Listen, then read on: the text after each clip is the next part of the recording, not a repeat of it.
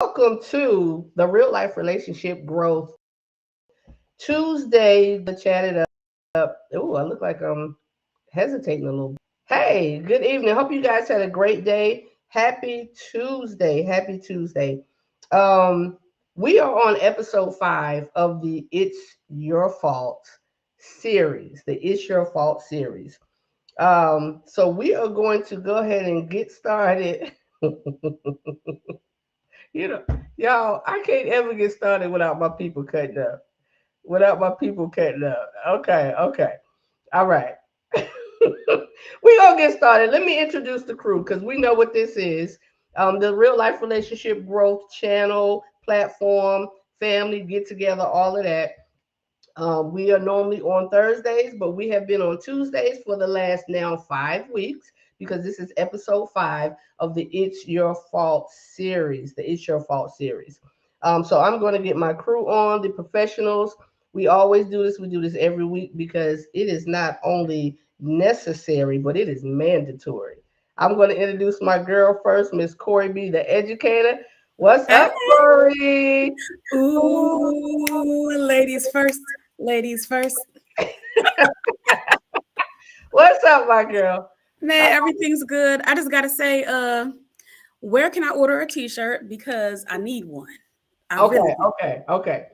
Yeah, yeah. I have t-shirts. I have t-shirts. So All right. I'm gonna make sure I let you guys know how to get a t-shirt because Yes. anybody can order a t-shirt. A real Yes. life I need to relationship. show up proper and support. One of these, or there's several different ones. You guys actually can see them on all the videos. I switch it up every week. So if you go to Ooh. YouTube, which hopefully everybody's on YouTube, because we don't have any source other than that right now. We're on YouTube. So welcome. All right. So next we're gonna have Mr.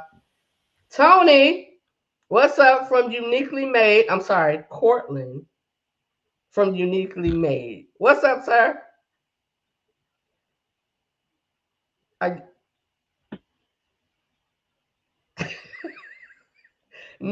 It's no always offense. Portland. It's always Oh, my Portland. bad. I'm I'm, sorry. I I'm was supposed sure to we say have something. audio, but he just go ahead. Right, because I don't We're have gonna no intro. Go sign I don't get a today. answer. song when I What's up, come sir? on. All inclusive. I don't get a song when I come on. I No, don't have get no used to intro, it. so I was just miming out here. We've already concluded. We've already concluded that y'all will not be getting a song. So you got to deal with that thing. Tough, How are you today? tough. I'm You great. The good? same way I ain't got no shirt. That's the same way I don't get no song. But I'm not gonna bring that up. Donna been flossing. She been Listen, snapping a shirt honestly, every week. honestly, And we out here looking regular. every time you Right. come to visit, the shirts are here. They're accessible, but we always forget. We always forget. All right, all right. We go Hey, ahead with that. but listen, people. She made sure I had a Christmas outfit when I got there. I'm just saying. Oh, I can y'all, get a shirt. the whole family. I had everybody online. We all dress alike for Christmas. I'm that chick. Yes. All right. And next, we're going to say tonight, not last but not least, because we still have Mr. Rogers coming up. He'll be joining us shortly. But we're going to bring on my boy Mark from Date Night Online. What's up, sir? Oh, what's happening? What's going on? Happy Tuesday. Happy Tuesday. As she say, what so what you call me? You call me Mr. Date Night. Is that what you call me? I said, Mr. Mark of Date Night Hey. Online. That's what I said. Well, guess what? Call me Mr. Date Night. I was like, I like that. Mr. Okay. Date Date Night. Night. I like Guess Okay. what? AKA Dr. Phil. Right? And that's F-E-E-L. F-E-E-L. F-E-E-L. Dr. Phil. FPL. You feel me? Okay. Okay. Dr. Look, Phil. I'm gonna have to get my notepad. I'm gonna have to jot that down. Make sure Feel. make sure I remember next time. Make You're sure I gonna be good remember or next bad, That but was you that gonna was on the feel. fly right there. I didn't even That know was that I was yeah, gonna say I that. thought so. That seems like it just gotta just yeah. That's what I'm Corey, talking what you about. just say? I said, might feel good, might feel bad, but you're gonna feel. No, it's all good, baby. Ooh, It's all good, It's huh? all good. ooh. We're Not gonna quite leave sure it what at that that. feeling gonna be, huh? I'm sure it's going to be all good. There's nothing but gentlemen here. And gentleman. True. We're gentlemen and we are gentlemen. Okay? Gentlemen. That's right. That's right. That's right. All right, y'all. So as I said, our relationship expert, Mhm. Mr. Rogers, will be on in the short. He's doing what he does. As soon as he finishes session, he'll be in with us and he'll pop on the screen. We're gonna pop. So, but we're gonna get started. We're gonna get into this thing.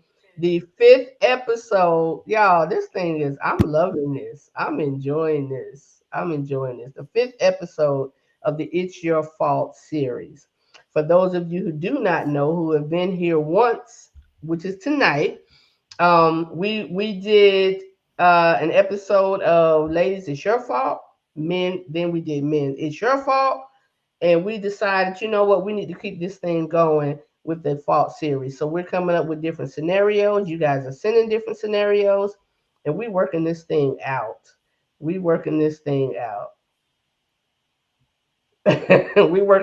out together, because the whole focus and the whole goal is to promote healthy, growing, productive relationships. Whether you're married, whether you're dating, we want to get it all in there. All right. So our topic tonight, it's your fault. Ooh, I have episode 4 on here. We're on episode 5, right, y'all? Yes. I don't know. Episode 5. This got to be Yes. 5. Yeah. Yep. All right. think All right. And guess what? Real quick. We are on what I did. I'm gonna tag you, Donna. We are on Facebook. I went ahead and just cast us Thank on you. Facebook. So we got Facebook users out there too. So Yes. you'll have Thank you. I'm getting that straight, y'all. If y'all don't know, What up, Facebook? my page got hacked, so I had to create a new one, of course. And the new real life relationship growth page is up and coming. All new. I have a question Yes, sir. for all the Facebook people out there. How many of y'all thought y'all got hacked today during Facebook's blackout? Everybody. Right. I thought I got hacked. I'm like, again. Yeah, I called my partner, my business partner. I was like, hey man, check my Facebook page, bro.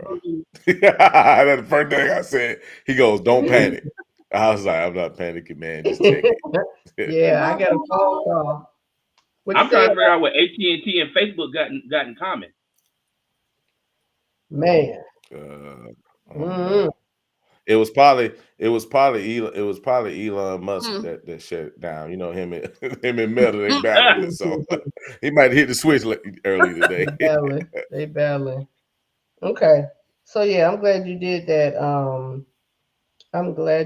Mark, because there's some people already commenting on Facebook, and I'm not seeing it. So thank you so much for that.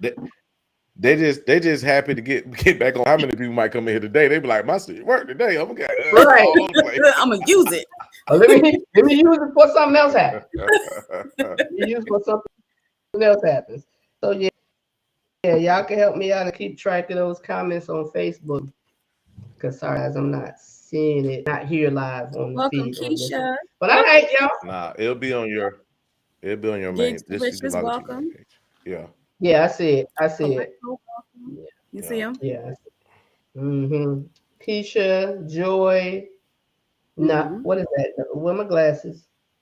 You was about to say Nacho. Listen, I was about to say Nacho. I was about to say that too, but I think it's. I'm gonna try it. And look, whoever Neho. If I'm right, put a thumbs. Hey, Neho. Right. Yeah. It's always her fault, though. In the end, once she realizes that, everything gets peaceful. Wow. We just jumping in with violence. Wow. The ghost. Right. The ghost. What up, Paul? You don't even have a topic yet, sir. Right. Antitheus. You put it on there. It's already up there. Oh, it is on there. My bad. Ready for this one. Yeah, they ready. They ready. They ready. You said Paul. Paul's on there. Yeah, he said your hair looks He nice. said your hair looks nice. Thank you, Paul. Is that my brother-in-law, Paul? Why am I not seeing these comments? That is your brother-in-law, Paul. Thank you. That's on Thank you, YouTube. Paul. Okay. Oh, I see it. Oh, okay. Here we are. Thank you, Mark. Appreciate you, sir. Because the eyes and my glasses are over there and I'm not moving. All right. All right. So we broke up. Scenario.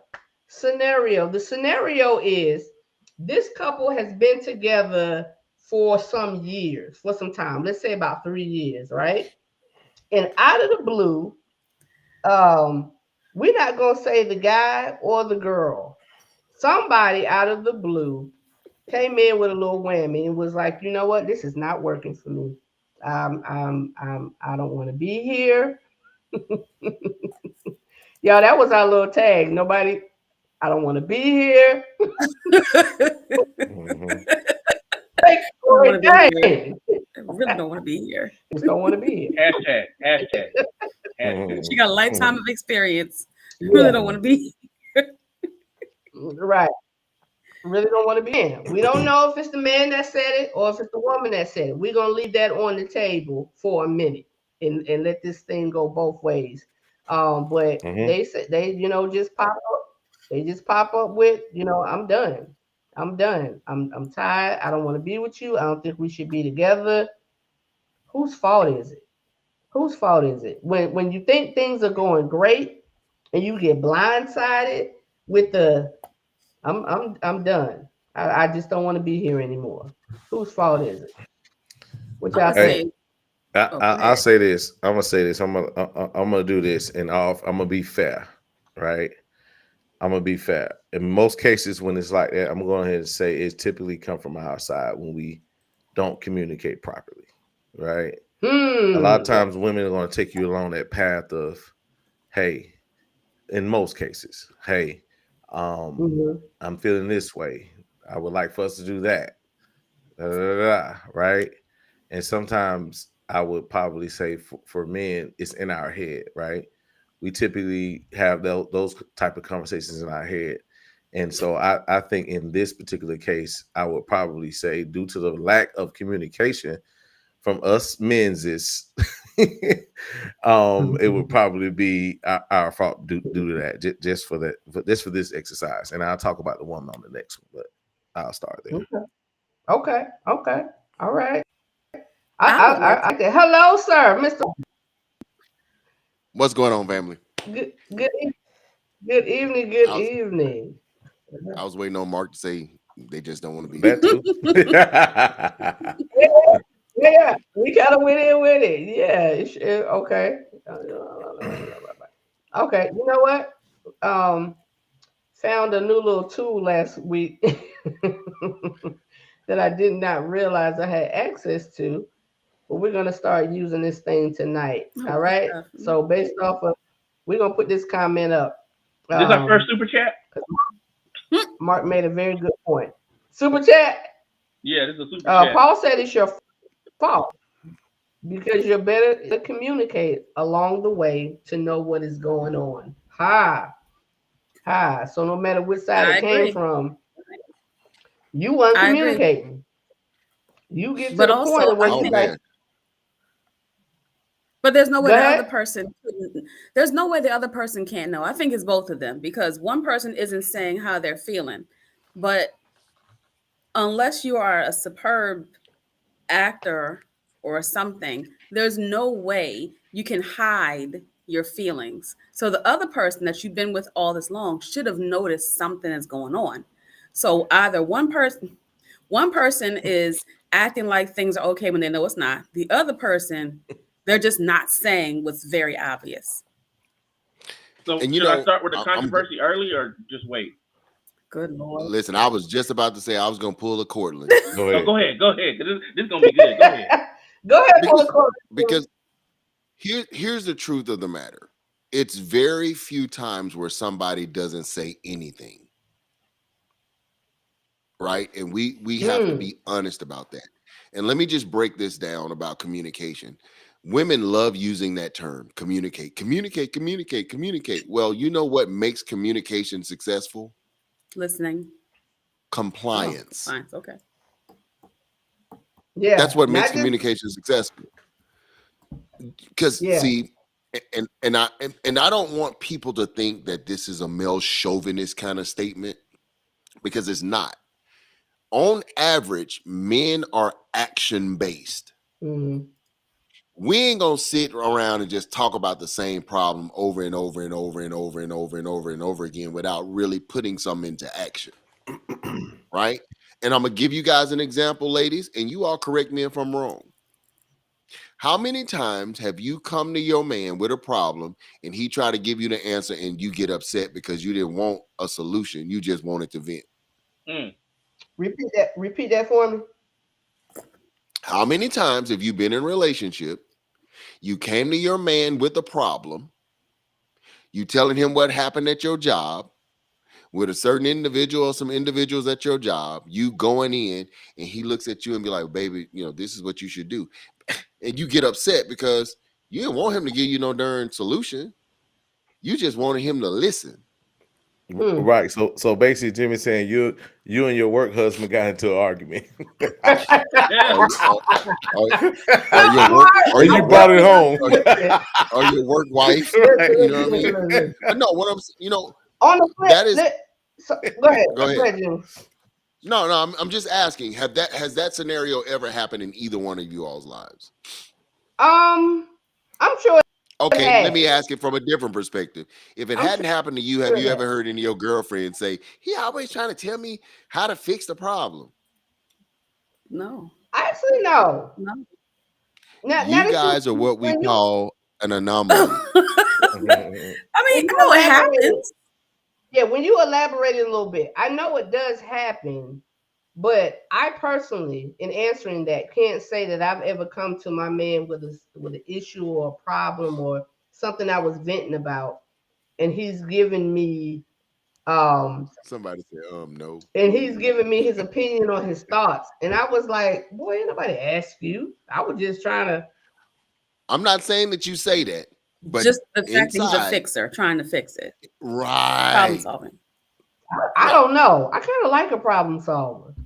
Somebody said, because it takes the burden off of me, kind of, sort of. Even though here's the deal, and the reason that I brought that up is because that's some of the stuff I see. I'm like, really, so that we ain't that type of friend. Yeah. We're not. Like, if you come to me, I love you. My wife, she comes to me with a problem and she venting, and I'm like, well, babe, okay, just do this or do that. And I'll never forget the first time she was like, babe, I really didn't come to you for you to give me a solution. I just wanted to vent. Just wanted to hear. So the first few years of our marriage, she would get to talking. I'd say, you want me to just listen to you, or you need a response? Yeah, that's what I do. I do that all the time. The time. Which one? Yeah.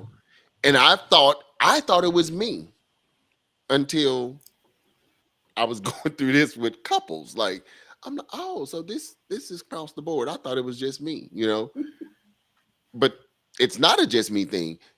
Even in the barbershop, guys are like, somebody said women leave breadcrumbs trying to communicate the concern. Once it goes unacknowledged for a period of time, we get tired. Yeah. Well, oh man, who said that? That was Keisha, let me explain something to you, sweetheart. I often say this. We have to make up our minds. Either we want our spouse to be mind readers or we don't. We can't pick and choose when we want our spouse to read our minds. Right? And let me tell you what I mean by that. If you've been behaving a certain way and your husband goes, this is why you're doing that.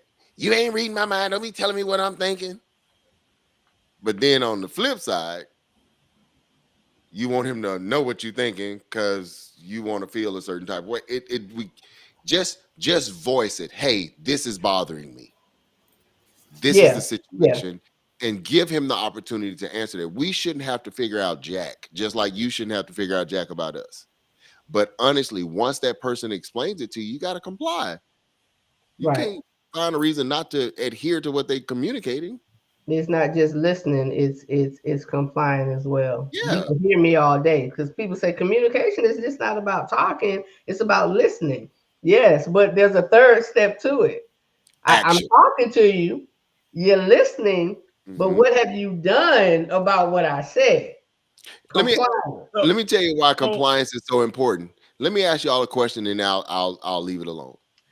When have you had an argument more than once when the person did what you was complaining about? They Okay, Right. fixed repeat. Right. It's not necessary. it. Once they comply with It's you, not did you argue about that same thing over and over again? Mm-mm. No, I mean it's if you're it, crazy. the problem solved. That's the problem is solved. Yeah. There you go. The problem is So- solved. so- So, If you just like conflict, Right. So that's what I'm Yeah. saying. So If you just once like- the problem has been once there has been compliance, they've done what you've asked, they're doing what you've asked. That's not something you revisit Mhm. again, right? So you Mhm. have to ask yourself in real time, if I'm still complaining about one thing for X amount of years, guess what that actually means? Ain't nothing changed. nothing changed. You're not listening. You're not. Nothing's changing. Nothing's happening. hey, but you know what? I want to Nothing. hear. I want to hear Cortland's side when it comes from the non-married folk. Like, apply that to the whole communication stuff like that. I mean, I think he was getting ready to say something. Go ahead. Mhm. So I think there's two things when it comes to a relationship as to why it mostly just ends, and then I'll get controversial. I think the first one is I've gotten bored. In the famous words of Mark, I just don't want to be here no more. I think the second one is, and this kind of piggybacks off what Keisha was saying, is that I've asked you to change something and you've ignored me, and now I'm just tired of it. So I'm just like, if you're not gonna change, then this ain't gonna work. Why am I here? You know what I'm saying? Right. The controversial Right. thing is kind of pushing back off what Corey was saying, as far as like there's always somebody that knows that something is going wrong in the relationship. No, people are delusional. And people are delusional because they're selfish sometimes because they don't really want to see or hear what the other person is trying to say to them, because they want to be delusional that the relationship is going perfectly the way that it wants because everything is working for them There you and go. not for the totality of the group. So as long as it's working for me, I'm fine. So guess what? I'm not going to notice on purpose what it is you feel like is going wrong because I don't really care. So I'm delusional. If So you're that's my not noticing controversial on point. purpose, you have noticed. Yeah, and If you're not noticing on purpose, you have indeed noticed. You're just right, but I'm being choosing delusional. to And keep yeah, on I'm being.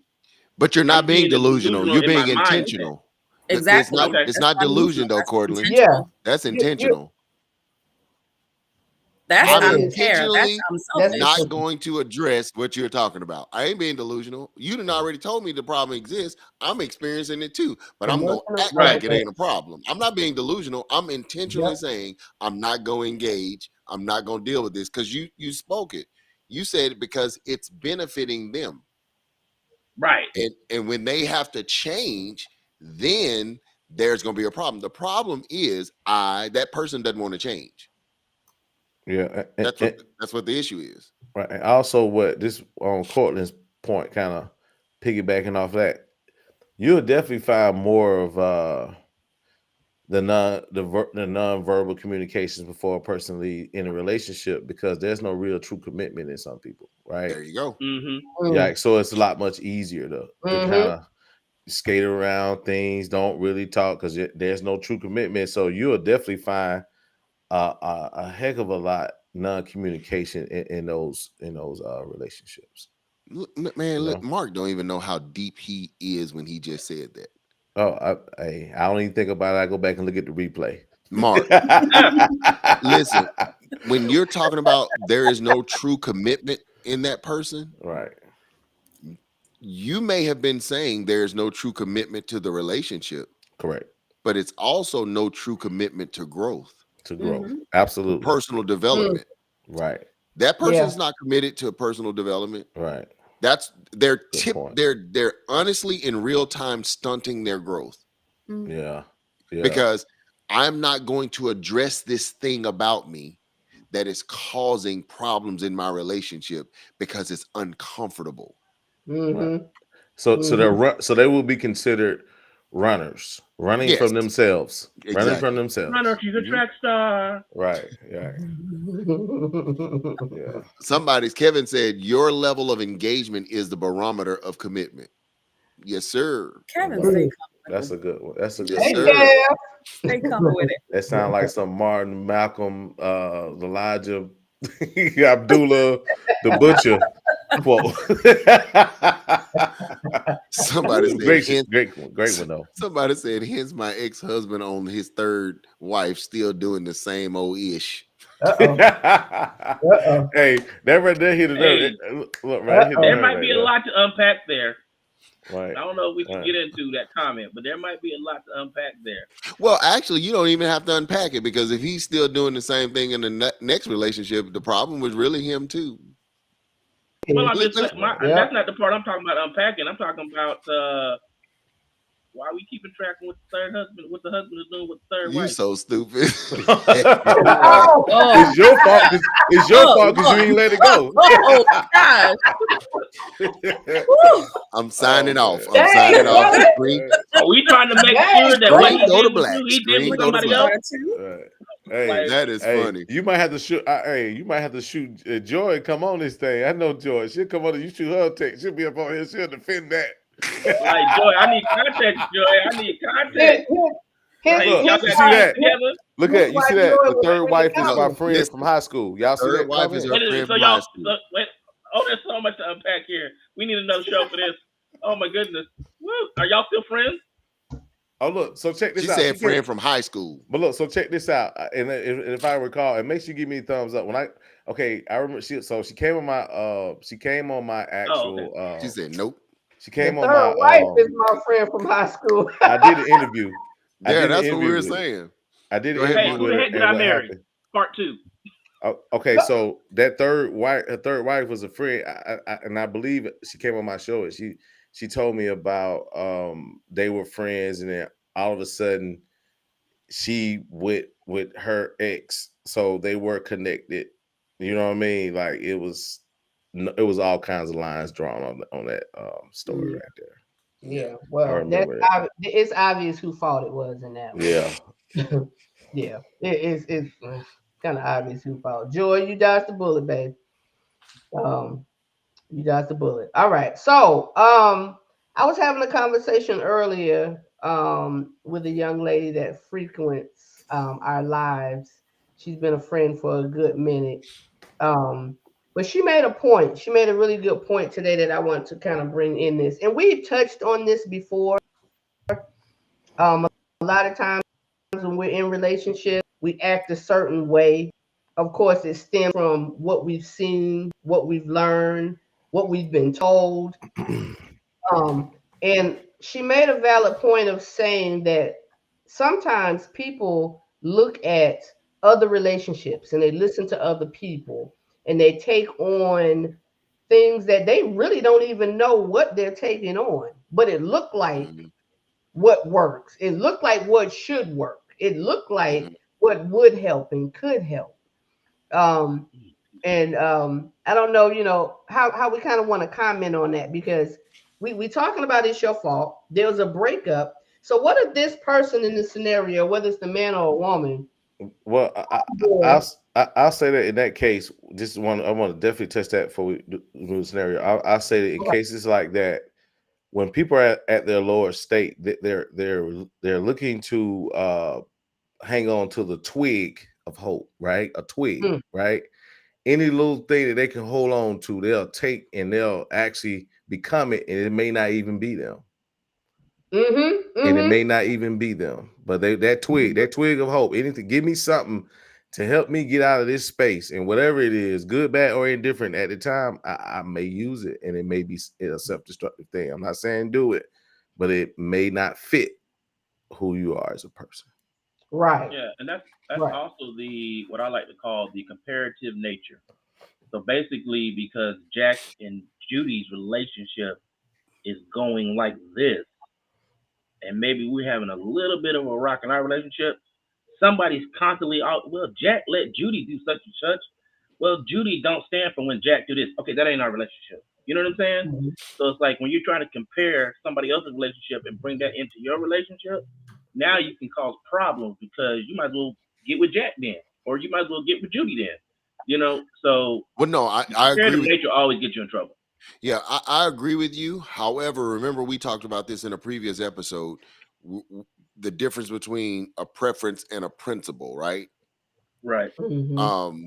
Explain. Explain. I want to hear that.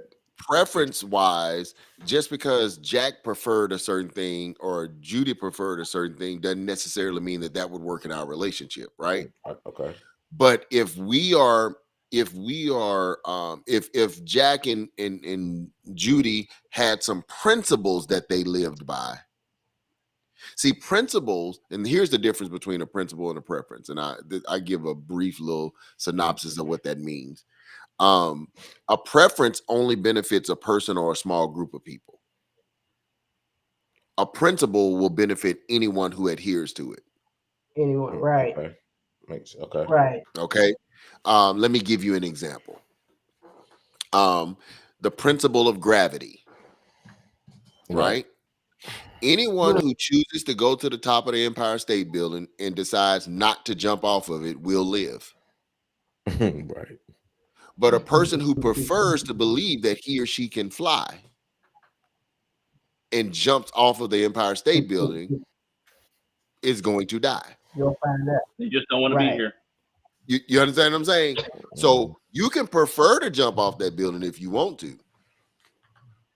It's just not going to end well. That's a preference. Right. But a principle says that gravity is real. Right. Yeah. You know what I'm saying? And the person that adheres to that principle, they going to benefit from it. You're fine. Right. So there are some things in real life, like for instance, cheating. Cheating is a principle. Not cheating is a principle. That's a principle, right? And usually you're not going to have arguments about cheating if you're not doing something that would give a person an indication that you're cheating, or you don't have a history of cheating. It's just not going to become a problem in your situation. Mm-hmm. Right? Mm-hmm. But there are some people that prefer to have multiple significant others. And that type person is always having relationship problems. Mm-hmm. Mm-hmm. See? You keep violating principles. Guys, listen, I tell people this. I say, for those of you who don't believe in God, there is universal law. Keep violating universal law and see what happens. Right. You just gonna pay for it. Right. Which means it's something bigger than you, basically. Hey, there you go. It's bigger. And that's what a principle is. A principle is bigger than you, me, my emotions, how I feel. Mm-hmm. Violate a principle and see what happens. You are going to get consequences, and they are going to be severe. Yeah, I think what another dangerous thing is, and it's kind of on the comparative situation, is when you have not cleaned or cleared your relationship plate or palette. You can also call it emotional if you want to. And what I mean by that is if you are going into another relationship, but you don't necessarily want your ex, but there were some things about your ex you wish your new person did. Oh, you know what I'm saying? Yeah. So you haven't cleaned or cleared your relationship palette or your emotional palette. So now you're taking that comparative nature into the relationship and holding this person to a standard that they may not even be able to reach, or because that's just not who they are. So now you're 3 years in and you're like, well, dang, I'm not getting from this person what I wanted to get from this person, which Joe gave me, or Pam gave me. And so I think I'm done with the relationship. Well, you should have never been in a relationship in the first place because you never got over your ex. or you just never cleared your relationship or emotional palate to be able to move on to a new relationship. You can call it soul ties if you want to move on to another relationship to even, you know what I mean? So I think in that case, you wasn't ready. So that's your fault. So cleaning that relationship palate, and as Joy says, relationship detox. I like that. I'm gonna do both of those. I will be using those. Right. And if you don't have it copywritten, don't be calling me when you hear me say it on social media. I will do my best to give you all credit for that. I'll say in the words of Joy, y'all need some relationship detox. There we go. Yeah, it's almost like the other saying is get under to get over. Get under somebody to get over your current situation. Yeah, and that's called foolery. Foolery, right? That's what it is. Thinking that's gonna wash your sins away. Ain't gonna do nothing. Ain't gonna do nothing but give you a quicker soul tie. Right. That's all it do. So I was about to say Antiphius. We have a Cortland Jr. in the house. Yes, we do. Antiphius. No, we don't. No, we don't, because I wouldn't have said that. It's like that's your line. The cheek. Sometimes you miss out on great relationships. That is original. You just don't want to be there. Hey, indirectly, it's a smidgen of. Hold on, say when you say committed, what? I mean, I'm gonna leave that one alone. I'm not. Antithesis. Don't do it. Yeah. Come on, sir. Listen, that thing called karma, she's a mother. You hear me? Two wrongs do not make a what? All right. Man, let me tell you something. You don't want that karma. So he said it's coming back. He said, why stay committed to one? Which leads me to believe that Mr. Antiphius? Antithesis? Yes. Antiphius. Antiphius. And correct me if I'm wrong, sir. But does the poly lifestyle does that interest you in any kind of way based on what you're saying? You went straight to the No, that may be, you know what, I'm gonna say this. Okay, so let's take it a step further. I guess you can I guess you can say why stay committed to one, meaning that maybe he's saying why must we commit to one? Why don't have it don't have to mean poly. Well, we don't have to even assume what he means because he just told us. Right. Best way of life. Yeah. What's somebody that you guys are reading that he's saying he likes the poly life? I'm just curious. Yeah, I mean, the question was asked, or do you believe in the poly? Well, even if he's not. That was the question. Yeah, but all right, sir. Multiple friends. He trolling, man. Yeah. Hey, if you and your partner agree to that, then it's fine. But here's the deal I've learned with that lifestyle. Yes, please, John. I challenge anybody on this one. Usually in the poly lifestyle, there's only one person that can have multiples. Well, let's say it. Okay, so what? How's it go? Because I've known people. I know someone personally, honestly, that there's on both sides. Like there's him, then there's her, and there's her, and then she has somebody. She can have somebody. So this is the poly lifestyle. Or are you talking about swingers? So that sounds like some swingers. That sounds like a relationship. No, it's there's a different term. It's not just swingers. And talking about polyamorous. Polyamorous. Yeah, I know. But usually in the poly lifestyle, everybody don't have multiples. Right. There's that's what I'm saying. It's just one man and his and his concubine. Right. That's well, there's a woman that's real popular, Passion Jones. But this person Passion Jones has 2 husbands. She's a YouTube personality, and it was like real big, like maybe last year or something like that. And she was like, because a lot of black folks are wanting to get into the polyamorous lifestyle, and she has 2 husbands. So I think it's really the person that makes the decision that says, "Hey, I want to have 2 of the other." So I think it could be either man or woman that makes that decision. But I agree with you in the swing lifestyle, which is very similar. You can have, if you and your partner say, hey, I want to have a boyfriend or a girlfriend outside of our exclusive relationship, then if y'all make agreement on that, you can. Now, what I have seen happen is somebody always slip up and want to go out and step outside of the permission realm and do their own thing. You know what I'm saying? And then 3 years later, you be like, oh, y'all still together? No, we broke up. Like, oh, wait, what? What happened? How you have that permission and you still go out and cheat? Cortland, you're talking about Cortland. You're talking about polygamy. Haven't you talking about polygamy? That's different from polygamy. Mark, you know, The lion. That's a whole bunch of lying and moving parts. Let me say this. Let me say this. This kind of ties into another part of the conversation I was having today, because I know her by Star, but y'all seeing Elisa. Mm-hmm. This goes to another point that we were talking about. What? There are differences. Her name is Star. I call her Star. That's the name I know her by. Never mind. Anyway, Cortland. This goes to the point of saying here. Now I have to say, because this is what I believe. This is what I represent. Right. I believe in the God of heaven. Okay. That is my belief. Okay. My principles line up with that. But there are people here, a part of this family, a part of this platform, that have different beliefs. Mm-hmm. And I always speak of of respecting one another. Respecting one another. So when we're talking about this lifestyle of having more than one wife, more than one husband, or whatever, our beliefs are our beliefs. Our principles are our principles, right?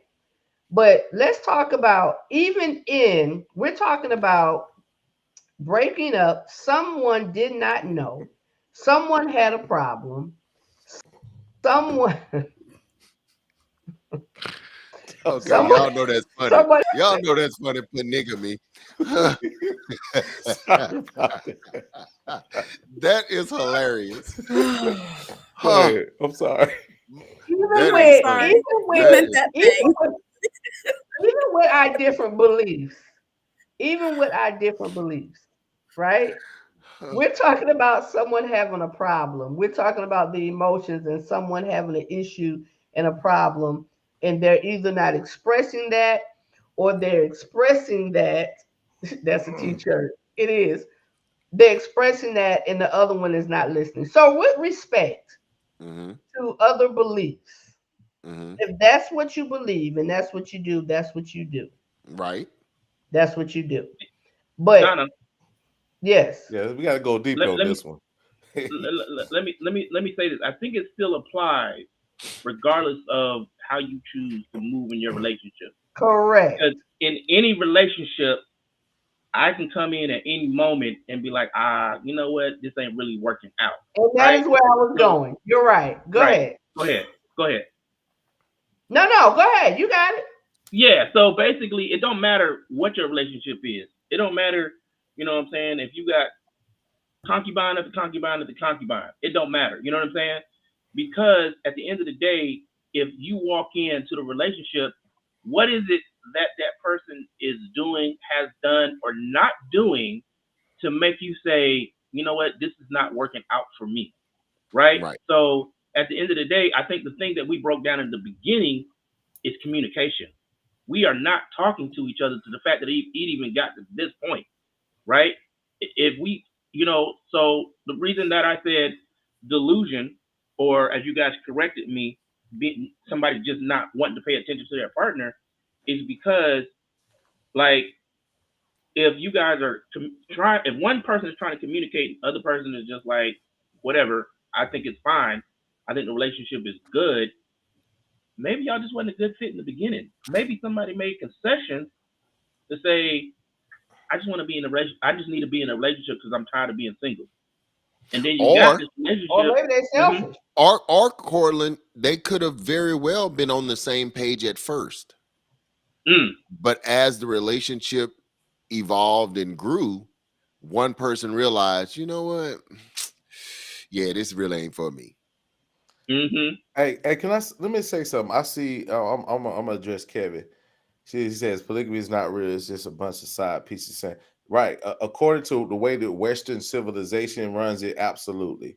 Right. But we also have to acknowledge on the other side of the world, and not just the other side of the world, it has been proven through history, according to our own culture. You can look it up, that our dynasties were built upon that, right? And there was a level of respect. Well, there's a level of respect that came along with that, and the respect more so, according to what I've read, that the women at the time were actually conducting and saying, the husband would come to the wife and say, "Hey, I am da da da." The wife would then at that time introduce the new woman into the fold, but only for the purpose of nation building. Dynasties there we go. Right. Dynasties were built that way. We have to be historically correct. Right. It was not for what it is now. Absolutely. It was exactly what he said. It was for building dynasties. And let me explain to you why the dynasties were being built. The dynasties were being built for protection and for longevity. Right? So my clan gonna get with your clan. Right. And the only way that these two clans can be bonded is I'm gonna let you marry my daughter. So now we're bonded through marriage. Right? I'm gonna give you, and so it wasn't like this dude just running around just saying, "Ooh, I like you, and I like you." No, that's not how it went down. Right. But see, and nor was it about sex. Right.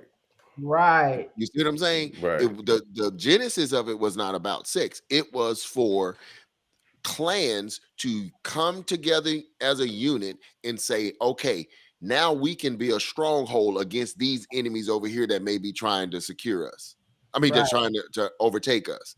That's what it was. That was its original design, right? And now let's go with biblical history, right? I think a lot of times we talk about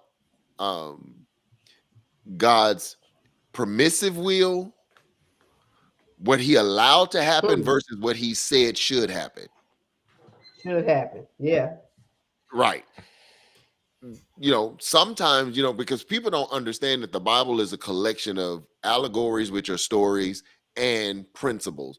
God used stories and examples of what people did to prove his biblical principles. Like people say, well, rape was in the Bible. That didn't mean God said go rape somebody. That was in the Bible. Yeah, he's giving you a story that these things happen, right? He's not saying it's okay to do it just because you saw the story in the Bible, right? You saw sacrifice in the Bible, but God was like, don't be sacrificing your kids. I mean, he didn't promote those things. He didn't give, so we got to really, really understand, even in those dynasties that Mark brought up, that was man's idea of thinking how he could secure his future. But here's what we also learned through historical proof: it didn't work. It did not work. I'm gonna give you pushback on that one. I gotta give you pushback on that one, brother. Where? What worked? The only pushback is that I want to say this in comparison to the way that it was, as far as a class of people of color, in comparison to where we are. Because of that, were we stronger then than we are now? No, it had nothing to do with that. I'm saying for me is that I'm okay. So my belief is more so down the middle. I respect both sides, but I also have to acknowledge where we were as a people when it was done correctly. So I can't really say that was wrong because I'm not saying that is wrong. Right. I'm just saying, all I'm saying was that did not secure what we thought it would secure. We had our dynasties that secured our dynasties during that time.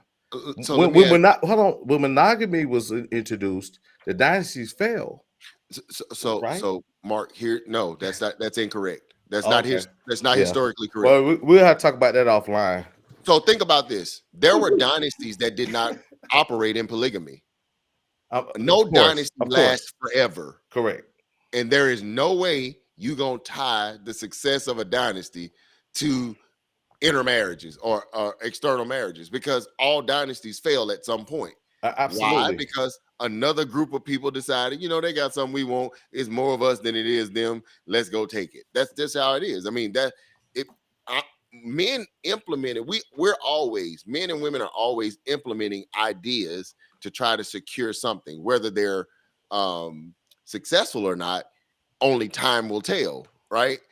And one of the things that you will know, if you want to know something that has longevity, it does not die. Well, marriages don't live that long now, right? According to the that's numbers. because that's not because they're dying at a higher rate, though. Will we agree? No, that's not because marriage is not a good thing. It's because people go into marriages. That's because people go into marriage with the wrong ideas and concepts. Mm-hmm. Right. That's how we got Wakanda, y'all. So guess what? So that's what that could have happened then too, as well, right? I agree with you. Right. Okay. I agree with you. Right. Hey, okay. Look. Now, that's great dialogue, because I think sometimes we have to, as well as relationship, understand the history and the backstory. I think it ties into this all. So that was for me, that was definitely a great conversation. Ooh, man. Look at what Alicia said. Yes, free sir. will was and is dangerous in the wrong hands. Guys, let me tell y'all something. This right here, free will, I don't care. And this is something in the Christian community. I have made this argument. The greatest gift God ever gave mankind or humanity was free will. Free will. Some will argue it was Jesus Christ dying on the cross. No, it was not Jesus Christ dying on the cross, because you won't even value Jesus Christ dying on the cross if it wasn't for free will. You see what I'm saying? But guess what? Free will comes with so much responsibility that very few of us as human beings respect it to the level we should. See, we think free will means we can just do what we want to do and it ain't gonna be no consequences. That's called selfishness. No, but my point is, when you are a person thinking on a higher level of thinking, a higher level of consciousness, you will understand how intertwined we are as human beings. Yeah. And it will compel you not to be as selfish and self-centered and greedy. You know what I'm saying? Because you know that something I do will impact somebody else. Decisions I make will and can impact other people. So that definitely comes back around to our whole point, our whole topic, our whole scenario. You're not communicating. You didn't tell this person that what they were doing was a problem for you. And if you did tell this person it was a problem for you, they did not respond. They did not make a change or a difference, because we got to keep coming back to the point. Do you really want to be there? Like, do you really, really want to be there? If something hurts us, something bothers us, we're going to go to the doctor. We're going to get medication. We're going to exercise. We're going to do all those things that they say learn that helps us to get better and be healthier and not hurt. Right? That's what we're going to do. But we're in these relationships and we choose to be here. We start out, listen, if you started out great, you can maintain being great. That's right. But you have to learn to do that. And I'm preaching to the choir on this one. I'm speaking to myself. I got pushback on that. Oh, we've all been in relationships. We knew that. I can speak to the relationships that I've been in. Some of it is my fault. Some of it is their fault. Right. But if it was great, and I think I know where Cortland's going to go, but I'm going to let him take it. If it was great, truly, and that's the place you're supposed to be, then you're going to make sure it remains and stays great. Free will, choices. Go ahead, Cortland. What's your pushback? So, on the free will thing, free will does get us in trouble, especially in relationships, because what happens is we don't make guidelines or adhere to the principles of what our relationship is supposed to be. My pushback is that you said that if relationship starts great, then it can continue to be great, unless one of the parties had ulterior motives. one of the parties had an ulterior motive. And I knew to that's not- where you were and- going. Yeah, Yeah. they were not necessarily being truthful from the beginning, Right. right? It was Just built like, on a you lie. know, right? Like this whole situation, this thing that's going crazy on TikTok right now with this young lady who the heck did I marry situation. That situation started great, but Can it you was enlighten me, built please? uh And the in 2 audience seconds. star for those who didn't watch it. In 2 seconds. It was built on a lie. It was built on a non-truthful situation. It was built on Deceit. ulterior deception, right? Yep. So there was no way that she was going to be able to make that great. A quick recap is this young lady fell in love with, for lack of a better words, a pathological liar. When you listen to the story, I think the brother was really mentally ill. A pathological liar who took her on a roller coaster of more than emotions. I don't even know if I can break it down in this small time that I have right now.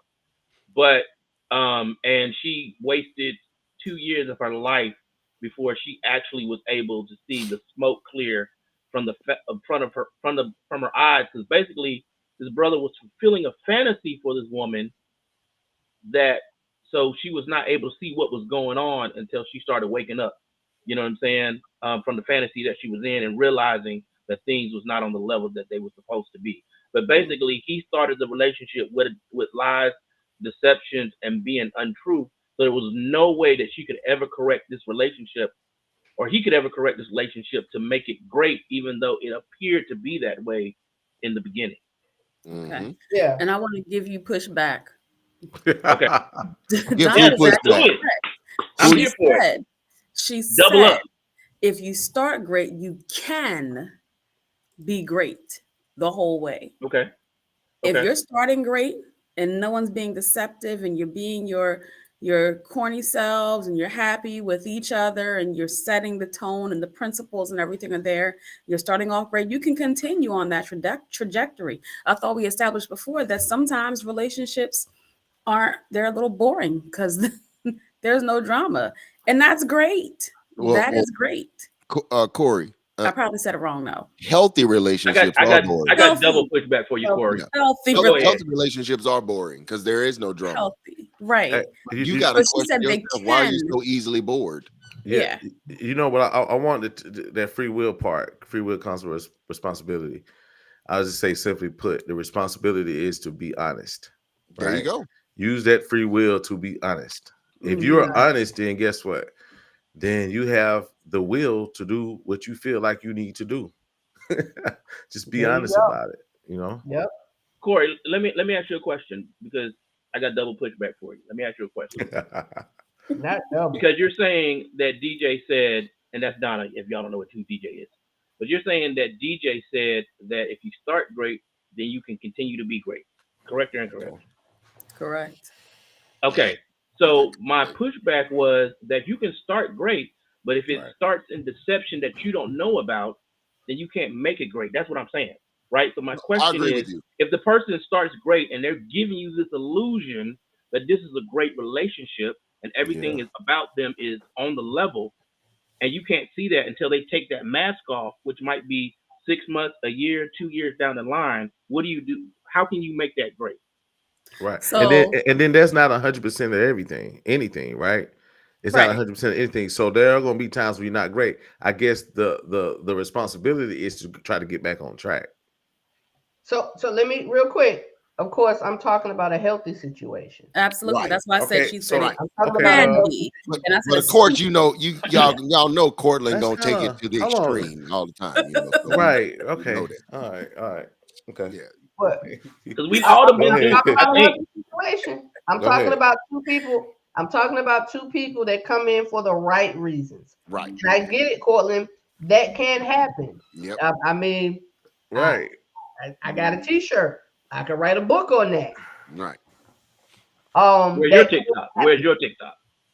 But no, look, I took mine to somebody couching to Jesus. I'm good. Y'all ain't gotta hear all of it. There you go. Y'all But no, yeah. Donna, you're right. I think we can understand that both cases can be true at the same time. Yes, there are scenarios where people go in deceiving people, lying, being disingenuous. But what she was talking about were the people who went into the relationship healthy or somewhat healthy. They came into the relationship with the same goals and ideals as it related to the relationship. So she's saying if it started good, it can end good, right? Now, I'm gonna just tell you guys this from during their 20 years of doing this. One of the things we have to realize is in this life, we all evolve. Right. To Absolutely. some degree. Some evolve at a higher level than others. Right. Some evolve at a faster level than others. But on some level, we're all somewhat evolving, right? Now, we have to look at, there are so many different aspects that we could look at, but even in the evolution of us individually, which will impact the relationship, like Donna said, we can continue to be great if we both acknowledge and respect whatever level of evolution we're making within the relationship. Sometimes people get to the point where they feel they've outgrown their significant other, right? And it's kind of like, no, you haven't outgrown that person. The deal is you've grown and they appear, or you may be more I'm so thrown off because of Corey. I am going to get you. But yeah, they're in the back of the class tripping, y'all. Right, yeah. Right. Spitballs and crap. Yeah, but yeah. Cortland picked up the tissue though. One person may be growing on a higher level. It doesn't mean that you've outgrown them. It just simply means that you guys have a different perspective of where you want your particular life to go. Because I've seen where one person can be, and I'm not saying that this person is low, but when in society, when you say janitor and then you say doctor, right, society see that as, down here and up there, right? Right. And they have a great relationship because although the person that's a doctor, they're not looking down on the person that's a janitor. You see what I'm saying? Right. So it's all about your mentality, because sometimes when we evolve in life and we climb the corporate ladder, we tend to think of ourselves higher than we should. Right? We tend to elevate ourselves in our own heads, and then that's when we start looking down on people and maybe treating our spouse with a little less respect than they deserve. And then things can go awry. But ultimately, if you two say, hey, I'm going to respect and acknowledge and respect the evolution that we're making. And because some people are satisfied with where they are. Right. Some people genuinely are. They are content where they are. And just because you're ambitious doesn't mean that they're less than. It just means that they don't, some people are never satisfied. One degree is not a good question. And that's not a bad thing. That's not necessarily bad. It only becomes bad when your expectation that everybody should feel everybody the way you should do it. That balance has to be right. Yeah. There you go. He's a homebody and she's a go.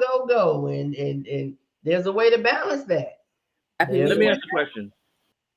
On the evolving thing, right? So, and I think we kind of brought this up a little bit last week, but let's say that, and this is still in the narrative, if we started great, then we can end great. And there's evolution in there. What if the couples, what if they evolve apart? You know what I'm saying? Like, what if, like, as we grow, I'm evolving in one direction and you're evolving in another direction that is like two mules pulling in opposite directions. How do we correct that and bring that back to greatness when we want to go separate ways? Well, that again, I think we would initially have to start with, how did we start going in separate directions? Because evolution is going in the same direction. It may not be at the same rate. Evolution for the relationship, or evolution per person? I'm talking about individually, right? I don't think that's going in the same direction. I think you have your own individual evolution. right? No. Listen, what I'm saying. Evolution means you're both doing this. However, you may be, and I understand what you're saying. So you're saying a person changes, right? And what I've experienced is we started this relationship off with the same belief system.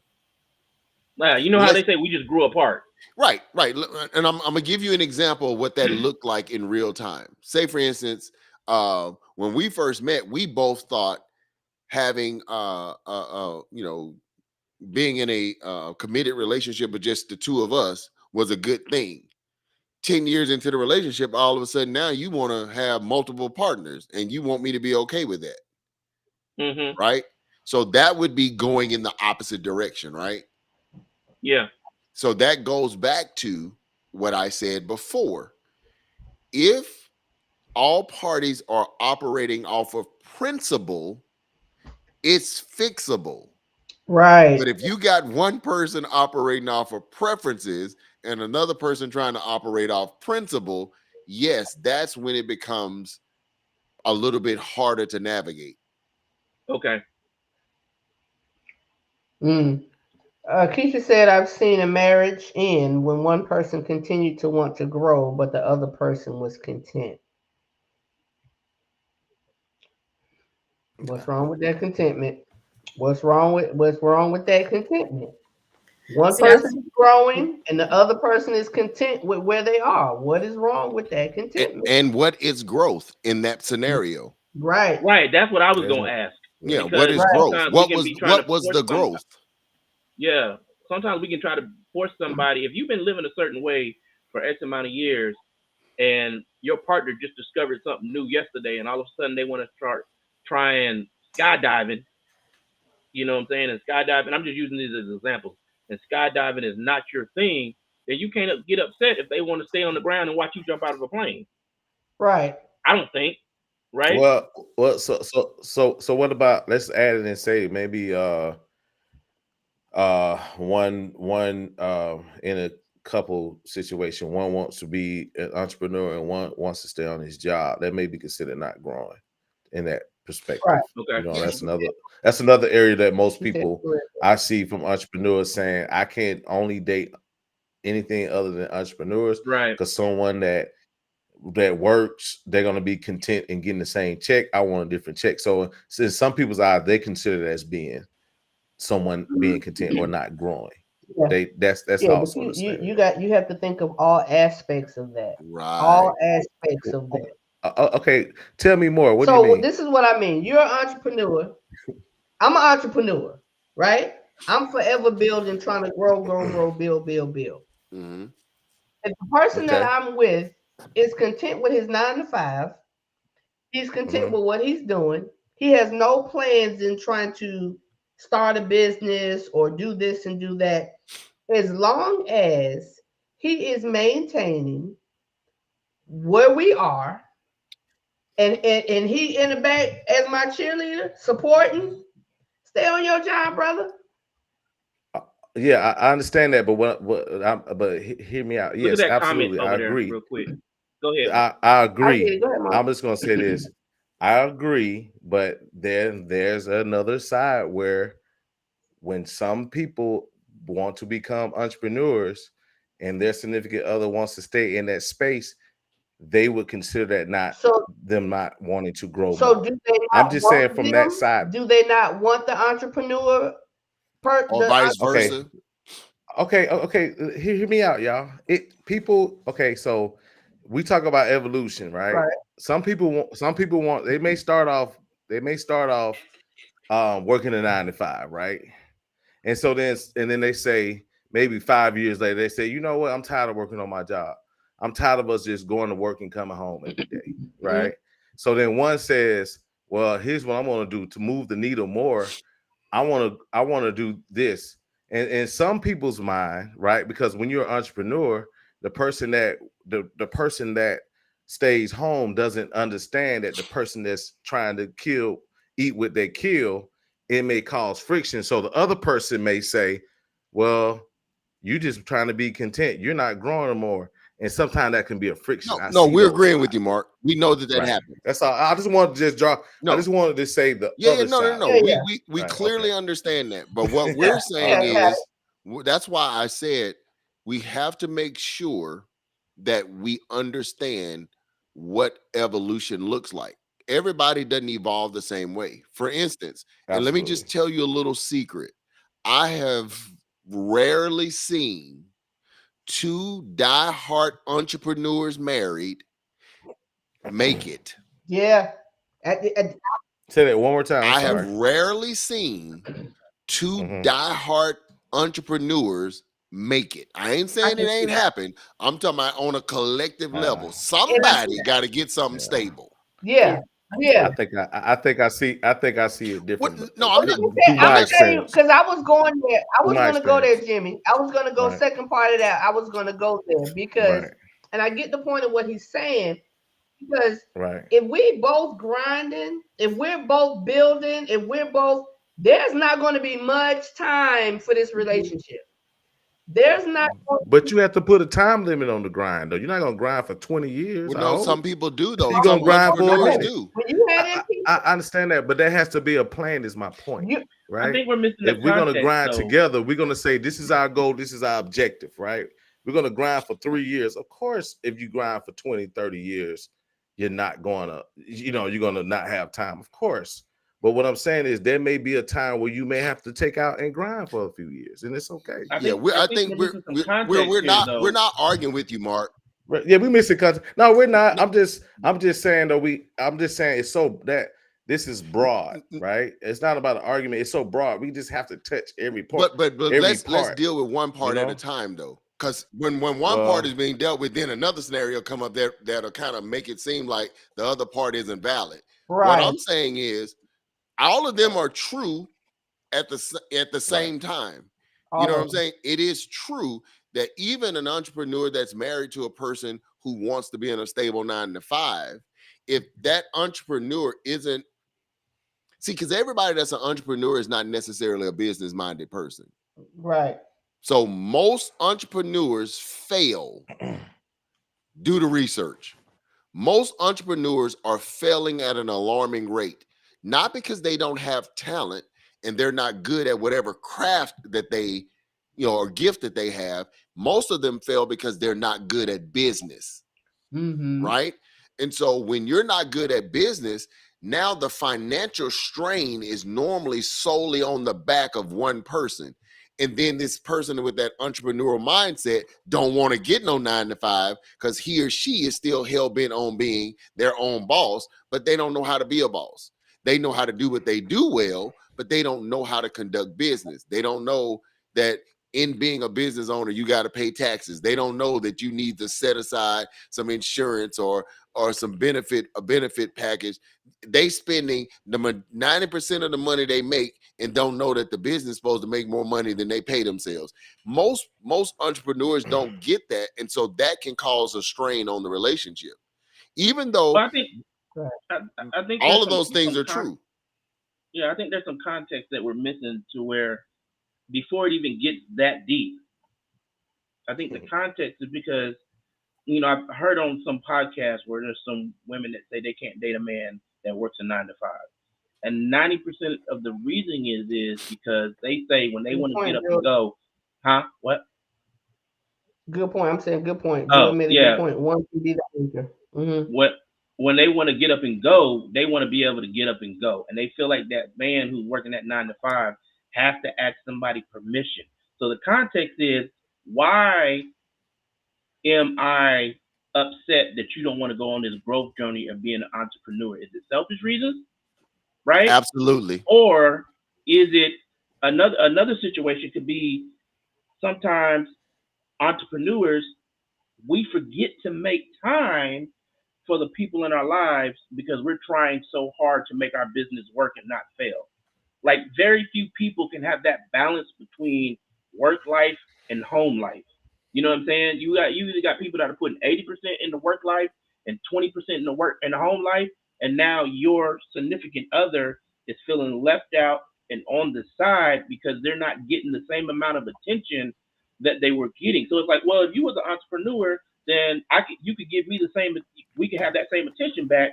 And it's like, no, if y'all are entrepreneurs going in two different career fields, that's gonna be hard. Like if y'all are entrepreneurs and y'all both work, let's just use real estate. Y'all both work in real estate, and y'all are entrepreneurs and y'all working in the same field. And y'all have the part of the business together. Then it's like, yeah, y'all are seeing each other every day. Y'all are not missing the beat. But a lot of times, entrepreneurs, we get caught up in our business so much that we forget about what we have at home, or we just go selfish. But that's not relegated to just entrepreneurship. That's relegated in even in the corporate world. Whenever you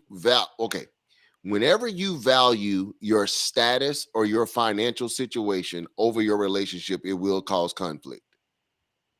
Right. You can make all the excuses you want. You can say, I'm doing it for my family, and you're lying. You're not doing it for your primary reason is not for your family. Your primary reason is because it is something personal. It is something you're seeking. Because here's how we know that they're lying. Because your family keeps saying, we need you at home, and you refuse to be at home. You use them as the scapegoat to fulfill whatever your personal desires are or your personal goals are, which are normally deep-seated in some past insecurities or some past trauma. Because I know people right now who work tirelessly for one reason and one reason only, because they grew up poor and they don't want to live poor. Yep. And it got nothing to do with their family. The flip side of that, if you sacrifice your dreams for a relationship, you will have animosity later. There you go. Which means that's it. But that goes back down to what Mark said. There must be a plan, a set plan for the grind, right? Listen, babe, I want to start this business. If you give me 3 years or however many years to get this up and running, if it doesn't work in this time frame, baby, I'll go do this. And that person is a man or a woman of his word or their word. That person can sacrifice for that time frame, right? Because guys, trust me, entrepreneurship is the hardest thing on the planet because you never know where that next paycheck coming from. I like that though. Yeah, I mean, some people do. Some people do, right? I thrive off some that. Some people do. Even having 100% commission jobs, right? I never had a salary job. You see what I'm saying? I don't know what that looks like, right? So I bet on myself, right? Because I bet on myself, I know my abilities. I understand that anything that I say, I can actually make it happen. I don't even concern myself. I was gonna say that you're gonna push to make sure it works. The money, I'm a magnet. That's how I feel. I'm a magnet. Well, think about this though. Think about this. I believe, and you all correct me if I'm wrong, it's 10 times easier to throw it all in when you are single than it is to have that same mentality when you're in a relationship. And I'm gonna go back to something Cortland said, because I saw that podcast that you was talking about, and I'm gonna go and discredit that particular example. All them heifers I discredited too, but all them heifers was broke and didn't have no job. They was just gold diggers, so they was trying to date men with money. So that's why they could say that, because they never paid for nowhere they went because they couldn't, because they don't have no job. Or if they did have a job, they were only fangirls. So I know the exact podcast you're talking about. Wait a minute, only fangirls got money. But here's the deal. But the problem is, I think with this scenario that we're talking about, is just this. Like a lot of the comments are saying, it all comes down to communication. The relationship is doomed if you don't talk things out properly, regardless of the situation. And because we're evolving, things are changing. So sometimes we may have to revisit the plan, right? Because guys, listen, life is real, and what's going on from day to day gonna tell you if you're on the right track or not. It's gonna tell you. Yeah. And if it tells you what's going, go ahead. Ultimately, you know what? Ladies first. My bad. Go ahead.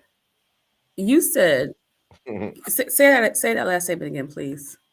I said, life is, life goes on. Whatever you do on a regular basis, life is going to tell you if it's going to work or not. Absolutely. Life is going if every bit, okay, let me tell y'all something. And Mark, and I'm sure Cortland know this too. Man, y'all know how many conversations we'd heard in the barbershop. Y'all know at least 5 or 6 dudes in the barbershop that every 3 months they got a different gig they doing. I'm like, you're not a businessman. You are a hustler. There's a difference. Yeah. There's a difference. And I think black people are the only group of people who don't know the difference. Collectively.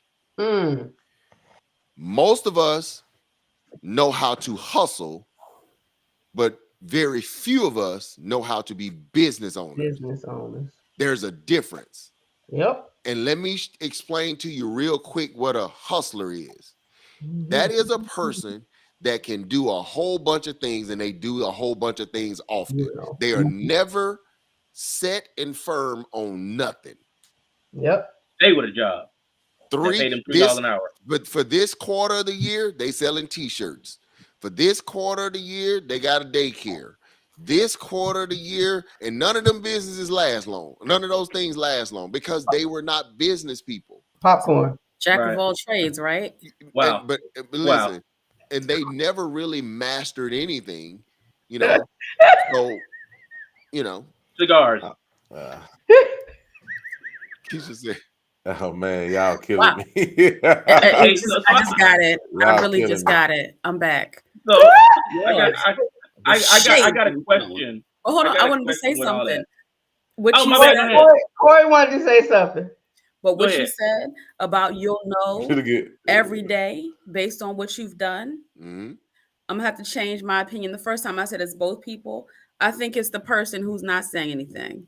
The person who's doing the breaking up is the person that's tired of it. The person that's their life is life, and every day they're just coasting along. We already established that they're selfish. Is their fault. That's all I'm gonna say. Well, that was literally my question, so I should have went first, Corey. My question is, so at the end of the day, how do we determine who is at fault? Is it the person who is saying something, or is it the person who is being told, hey, this ain't working out? Like, how do we determine whose fault that is? We would have to know all the conditions of that particular relationship. It's so much. True, you're right. We would have to know all of the conditions of that particular relationship. That's how we would be able to determine who's really at fault. We have to create our own scenarios really to try to figure it out. Really, and then when you create the scenario, Cortland can't run off track and just make it something that the scenario wasn't even talking about. But you know, I'm just saying. But we do know. We do know. I'm trying to provoke thought. We do know, regardless of the scenario, the situation, the big point here, communication. And compliance. That's it. And compliance. And compliance. Yes. Correct. Because I ain't gonna keep and compliance. Listen, I ain't gonna keep telling you. I ain't gonna keep telling you. I think compliance is definitely the DJ, foundation. I'm 54. I'll be 55 in August. I swear to God, I ain't gonna say it more than twice. Woo! Dang, that's it. Oh, well, that was kind of funny when he said DJ. I actually looked up at you. Oh, nobody in the family called me DJ. That threw me for a minute. Not that you're not family, Jimmy. It just I'm not gonna say it more than twice. Yeah, because I am very intentional about how I communicate. Yeah. Just like I'm super intentional about how I listen. Yeah. Our tolerance level is very, very little. When we Mark, you know bro. Look, I'm not gonna keep telling you. You gotta put this one up because Kevin got to do it every week. Robes and robes. Kevin, everybody think about you, sir. Corey, we the only ones. Right. Look. Keisha get it. My girl. Keisha get it. Oh. Alicia gets it. Look at Mark, we lost. They I don't know what they talking about. I'll let them have that. I let the women. That's some women stuff right there. I got nothing to do with that. Kevin.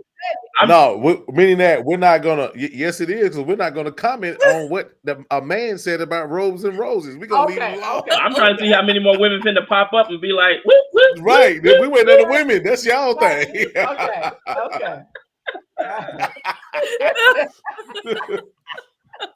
Shit, I wish I would comment on something like that. I have no idea what the they're rest of talking the about. podcast is just gonna be I know. women with eyeballs in the chat stream. Let me help y'all out. They get it. No, they get it. No, they get it. Y'all out real quick. We get it. Let me help y'all out real quick. Okay. I did a live one time on it was pretty much I want to say the title wasn't The Pleasure Principle, because that's something that's coming up that we're going to do, but it involved pleasing your partner, learning your partner, being able to please your partner.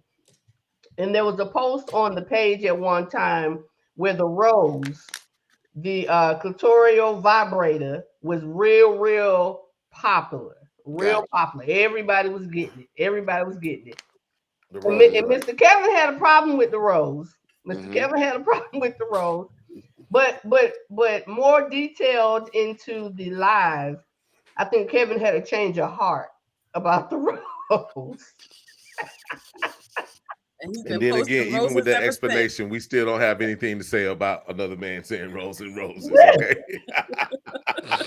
But still don't have a comment after that. Kevin always slides it in some kind of way. So so he always throws it in some kind of way. We get it, Kevin. But yeah, on a serious note though, when we're talking about whose fault is it in any scenario we come up with, understanding all of the details and how both people moved in that scenario, usually it is so simple to tell who was at fault or if both people were at fault, right? Because I'm a firm believer in this. Sometimes one person could initially been at fault, but then if something is allowed to happen over a period of time, then it's your fault. Then you can share the burden. Yep. You know what I'm saying? Yep. And the hound changes direction. Yeah. And so sometimes, we have to be mature enough to say, because how many of you all ever heard the statement of you teach people how to treat you? Yeah. Right. So if that's true, how long are you going to not teach? Right. Long but not long. Long but not long. Right. You understand what I'm saying? Right. Yeah. Because at some point, when you've had enough, if you're not articulating, let's say you are articulating it, right? And here's the thing that I've experienced in relationships, which is amazing to me. I have experienced people saying, for X amount of years, I've been telling you that this was a problem for me. And for X amount of years, you ignored me. Now you want to act like you don't know why you came home to an empty house. You knew why. I'm not going to keep discussing it. You ponder that on your own while you in that quiet time by yourself and not on social media looking for attention. Right. You see what I'm saying? And most of us, we want to get on there and tell who did I marry without telling them other parts of the story. Because remember something, whenever you only hear one side of the story, there's always another part. Come on now. There's and listen, the waters run deep. And because of my background and what I do, when I hear certain things, I'm like, that don't make no sense. That story. Let me tell y'all something. I heard that background is life. Let me tell you something. I heard a psychiatrist say this. She said her mentor had to remind her, and this was a woman now. This is a woman psychiatrist whose mentor was a woman. Guess what these two women learned over the amount of years that they have been practicing? Never, ever. This is how she said it. Now, these are not my words. These are her words. I'm just repeating them. Never, ever trust a woman when she's telling you about a problem in the relationship. I said, what? She said, because a woman is always going to speak from her side of the emotions. She's never going to tell you what she did to get the outcome that she's telling you about. what role she played in it. Her She client. said, always ask questions. And when you do that, typically you will find, oh, so you're really just upset with the response you got. But you didn't tell me that you said, you know, AB. Have y'all ever seen a guy who talks a lot of trash, but he's always the victim? Right, Corey. Yes, exactly, Donna. Mhm. Right, Corey. Yeah. He's always the victim. Talking all that trash, but he's always the victim. And that's what I was getting ready to say. Yeah. Yeah. I hear what she's saying, but I also hear the other side of that. And that's why, and don't get me wrong, what she's saying is, and she's so right when I explain it. Mm-hmm. Society has a habit of wanting to believe it right off the bat because it's coming from tears. It's coming from emotions. So we get drawn in and sucked in to a situation, and we have no true context of how it really unfolded. And then when all of the facts come out, then it's kind of like, oh. Thank you. Emotions are relayed in different ways. She may be giving tears, but he may be a fast talker. No. I'm not arguing. I'm not arguing any of those things. But what I'm saying is, and you're talking about people who have a career in dealing with problem solving, right? Mm-hmm. And I'm not suggesting that all women are guilty of this, right? But there is a common thread that even women in this field are starting to see, right? Some but all. Some but all. Yeah. Some but not all. So the deal is this. If I am a person who cannot hold myself accountable for my actions, but I only want to talk about the responses I got, but I ain't telling you it's because of my actions. I'm just telling you what the response was, Corey, and the response sounds harsh. Yeah. But I'm not telling you what I did, right? Like, for instance, the guy that cheats on the woman, and when the woman acts out, he goes, "She crazy." Right. Like, dude, that don't make no sense. You just telling me this woman just went off the rails for no reason? What happened? You see what I'm saying? So off the rip, you just can't believe she crazy without asking, what happened? Why would what made her that mad? Because that ain't normal behavior. There's no head chopping into this. We're all on the same page. He said no head chopping. I think that's why I was taught years ago that you got his side, her side, and the truth. There you go. Right. His story, her story, and the truth. Right. So I have no idea what psychiatrist, psychologist, therapist in their right mind is going to believe things right off the rip. I'm thinking you ask more questions like Mr. Rogers does to get to meat and potatoes. Well, you'll be surprised. You'll be surprised. Let the right amount of tears and snot come out of a person's nose. No, we get that. We get that. I think the thing was it was more female dominated that was said. Yes. That's the thought. It was more female dominated than most, some women, some but all women. But most. You don't. Most. Hey, look. So look, check this out. So we'll go ahead, Carly. Go ahead. I think it's this. I think sometimes we trauma bond too. You know what I'm saying? Oh, definitely. So sometimes when we trauma bond, it's easier to believe the emotions that a person is given because we felt like we done been through something like that before. There you go. Or like you said, it's just like I had another thought too, but I completely forgot it. But I'm gonna go with trauma bond for right now. Go ahead, Mark. Where's your notepad? No. Right. I was just looking at some of the comments, and I guess I just want to preface. Anytime in the way Jimmy explained it, it's almost like so we got probabilities and possibilities. Is it possible? Yes, probably more so than often, right? Mm-hmm. So a lot of times when we make these particular points, they're going to be more of the probable part, right? More so than not, right? More so this happens. So I know someone said we're not all women. We definitely not speak. We definitely don't speak absolutes on our. Exactly. Right. I wanted to Not share that. absolute, but the Right. late there and you know, here's the one thing what human beings are funny about. Let me tell y'all a little secret. Patterns of behavior never lie. Right. That's right. It is what it is. Right. Men have certain patterns of behavior, and across the board, they are accurate. Does that mean all men do it? No, it does not. Just like women have certain patterns of behavior across the board. Does that mean all women do it? Absolutely not. But what you call it, some and all? Some but not Some and all. all. Some but not Yeah. all. Some, but not all. In most cases, more than Right. not, right? Yeah, I don't think we were responding off of thinking it was a generalization. No, I was talking about the Very comment. responding. There was a comment down there. He was responding to There the was a comment. comment Oh, down okay. there. Yeah. Yeah. Okay. Yeah, but there are certain behaviors and traits that men have, just like there are certain behaviors and traits women have. Yeah. That's been scientifically proven. And all you have to do is just watch people's patterns of behavior. For Right. instance, whether you know you agree or disagree, all you got to do is listen.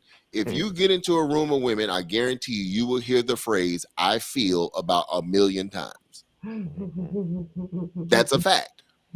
Get into a room with a Yeah. group of women, the statement "I feel" will come up about 1,000 times. I'm gonna be real with you. A few What's that? years ago, because this happened in education, Mhm. and I saw it trickling. It was everywhere else. I think we just got it from somewhere else. There's a thing called iMessages, Mhm. where instead of saying you just say I feel, Mhm. so that you're not accusing someone. Yeah, and I So, think that is so immature. but that's what was pushed. That's what was told. So yeah. So So you have a lot of people yeah, saying, elaborate on that. When It's you an finish, attempt- Corey. When you finish, Corey. yeah, because it was an attempt not to be accusatory. Right. But like I said, a lot of stuff we get in education is something somebody said on a show somewhere, and then we hire some people to tell us why we should do it, and we start doing it, and then it's just everywhere. Yeah. No, But from honestly, that I've never from that heard that. perspective, Corey, from that perspective, you're right. But that's not talking about a problem. Right. I get you, but You I understand think what I'm saying? that's But see, they try to merge that into every aspect of life, right? I- Even when it comes exactly. to facts. Exactly. Your That's why when people feelings say, don't matter when it comes to facts. right, but that's when Right. people say my truth, Right. tell Right. your truth. Yeah, Your and see, truth there's is a no such thing bold-faced as your lie, truth and my sweetheart. truth. Right, yeah. Yeah, it doesn't Listen, apply across the board. Anytime you have a person or a group of people talking about their truth and my truth, Oh, I hate you already that. dealing with I don't like delusional that. people. Oh I my can't. You're already dealing with delusional Well, my people. truth. Well, the If truth we're is, gonna if you deal ride in front of with their car, the your ass truth, gonna get ran over. the only way we're gonna come to true resolution is if we're dealing with the truth. The truth, absolutely. Right. The truth is the only thing that matters. So Mm. here's why I Love said that. that whole "I feel" thing is so immature. Mhm. Because if I'm in relationship, say Donna and I, we're married, right? And Donna in real time is literally saying or doing something that is problematic. Are you trying to tell me that I should say, you know, I feel that when so and so is said, it causes a strain on the relationship? You don't think Donna know I'm talking about her? Right. Mhm. Right. Right. And you know, and it's so dangerous because it's an easy way out to be accountable. Exactly. It is. Exactly. It's an easy way And to be here's not the deal. accountable. When you don't call a person specifically to the carpet, they can always assume you ain't talking about them. Right. Right. No, Even if babe. they know you I talking don't about. appreciate it when you say or do this. I'm letting you know directly as two adults, I'm calling this to the carpet.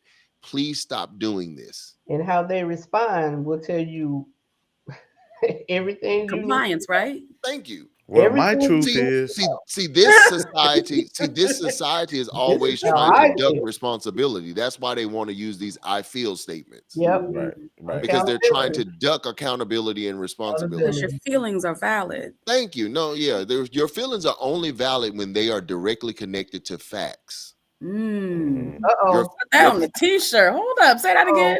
Your Well, feelings are only valid when they are directly connected to facts. That's good stuff. Right. Your that is feelings are not totally good valid stuff. when they are made up in your darn head because you don't want to admit the truth. One more time. Your feelings are only valid when they are connected to facts. Mm. Mm. Love it. Mm. Thank you. Putting that in my pipe. Somebody said your feelings are valid, but not facts. I don't agree with that. Yeah. I mean, Yeah. I mean, Hey, it sounds good. Keish, that's a shorter way to put it on a t-shirt. Thanks. Yeah. When they connected to facts, that's when your feelings are valid. Because Right. otherwise, it is a piss poor attempt to manipulate a situation. Yes.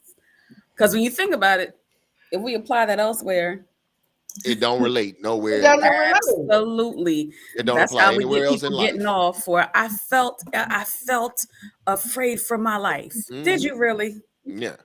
Did you really? Right. Come on. Yeah, I mean, we this society really has done a number on human beings because nobody wants to be accountable for their actions or for their words, and everybody wants to connect just do what you feel and live and let life. That is reckless. Whenever you just do what you want to do, Yeah, I'm hearing feedback. that's reckless. Yeah. That's super reckless. It is. I think it's reckless if you're not balanced and connected to a higher power. I think it's reckless.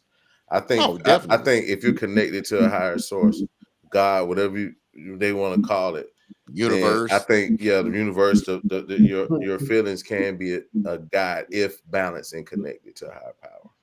Right, because now we're not even talking about feelings. We're really talking about intuition, and that's a difference. Right, because most people don't, and most people don't understand the difference. So definitely have to. What about intuition? Right, and if you look up the definition of intuition, you know it doesn't have anything to do with what we call our these emotions that we use to try to manipulate situations. Right, intuition is something that you know without having to be explained. Or it's something that you sense based on evidence that you see. You see what I'm saying? So if you ever walked into have you ever been in a space with a person and they just made you feel uneasy? You didn't know no information about this person. It was just something about their presence that just made you feel uncomfortable. Right? And how often did you find out a little bit later this person was off their rockers because they did something that made the news or everybody in the hood found out about it, right? And you like, that's what it was. You know what I'm saying? You didn't have no evidence of why you felt that way about that person. You know what I'm saying? And it wasn't guided by no experience with this person. It wasn't guided by nothing you heard about this person. You just sensed something. That's intuition, right?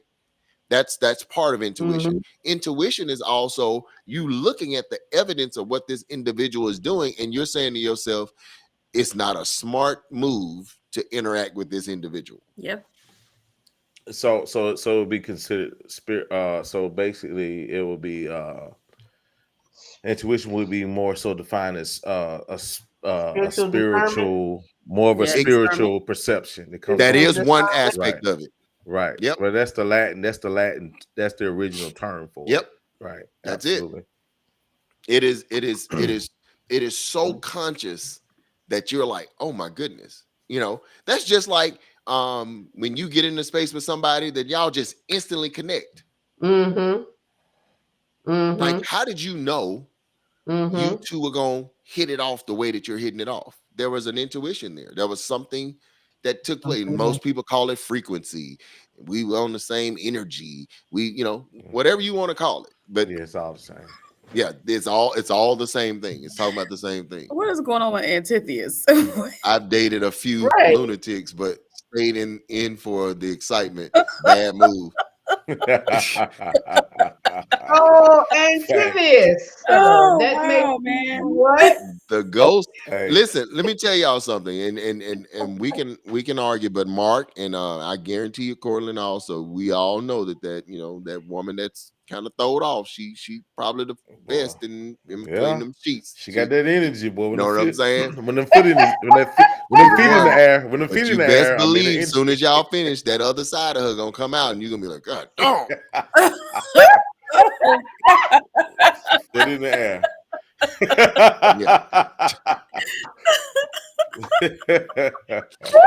just how it Oh is. my gosh. Yeah, they do. Somebody For some said- reason, I don't know what's wrong I with that guess electricity. they're saying antithesis needs to be a guest. He needs to be a No, guest.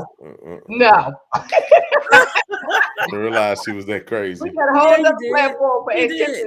antithesis. You did. We need to pre-record him. You know what I'm saying? It won't be live. It won't go on the air until after it has Now been you gotta monitored.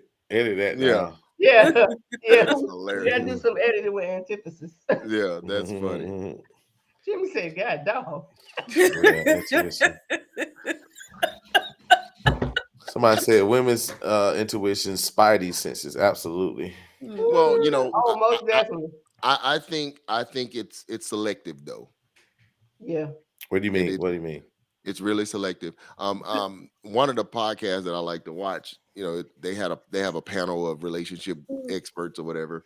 And so this guy, I think I told you all about this. The guy got up and he asked a question. He said, "Do y'all believe in women's intuition?" And all the women in the room was like, "Yeah, yeah." He said, "Why can't y'all tell if y'all man unhappy?" Yes. It was a tonight's conversation. I remember that one. He's like, "Why can't y'all ever tell y'all man ain't happy? It's since They y'all are got quiet. all this tuition." Right. It was You could have heard a needle drop. mhm. That's why I say intuition is selective. Say zombie But booty, sometimes, what in the people world? ignore. But hey, look, a good comeback would have been. I think sometimes people ignore it. That intuition though. And that's that. No, Right. we know that. Right. That's why Yeah. he made that's Right. because how many of them was willing to say that though? Right. No, they Mhm. weren't gonna say that. See, because if any woman had said that, They're not what accountable she's enough for that. actually admitting to is, Right. I recognize That he brings unhappy. I on just don't care to do accountability. nothing about That it. was my fault. That was my fault. That's You're that right. goes back to the accountability and women thing. It kind of goes back to that a little bit. Not being accountable, saying, "Hey, Okay, I might not be listening." Donna, put up Keisha's comment. She says, "But we can, and when we ask, sometimes y'all are not honest." So, Keisha, I would ask you this, sweetheart, and I want you to be honest with just you yourself personally. Don't type, Keith. Don't type. How many times, if you've asked when he did say something and tell you what it was, and if the problem was you, and you deflected, you denied, you went left, he just chose at that point, you know what, I'm not gonna say anything else. Keith, you ain't gotta type. I'm gonna answer. I got you, girl. Honestly, yeah, many times. That requires growth, though. That requires growth. Right. Because because you are gonna be like, what? Exactly. Me? Okay, expand on that. I'm trying to understand what. Like, go ahead and repeat that another way. No, What I'm do you saying mean? that requires growth. I mean, I many times was like, it was told you the problem. Ninja, Okay. you the problem. What you mean I'm the problem? Right. Because I'm da da da da da da da da. Yep. But it requires growth. It requires Mhm. growth. Excuse me, y'all. Personal reflection. You know what I'm saying? So think about it this way.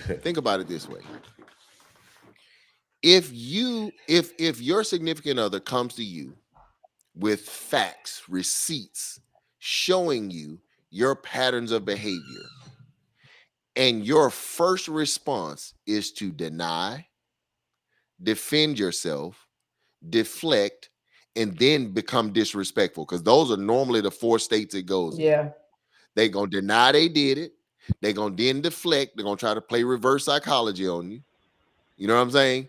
And then they're gonna become disrespectful because now they're angry, right? Mm-hmm. So what you do is you train him to not be honest with you, or you train him not to even talk to you, because you've told him over a period of time, or her for that matter, if you want to flip it, that you are not willing to change. So why waste my breath telling this person over and over again? They've already told me I'm not willing to be corrected like that. Yeah, it takes time to change certain behaviors, and that's when you truly care to change. That's it. Right. Because Right. otherwise, here's what you're saying. I'm perfect. It's you the problem. Right. If something's wrong in this relationship, it cannot be me. It has to be you. Right. Right. Tell me if that's not the definition of narcissist.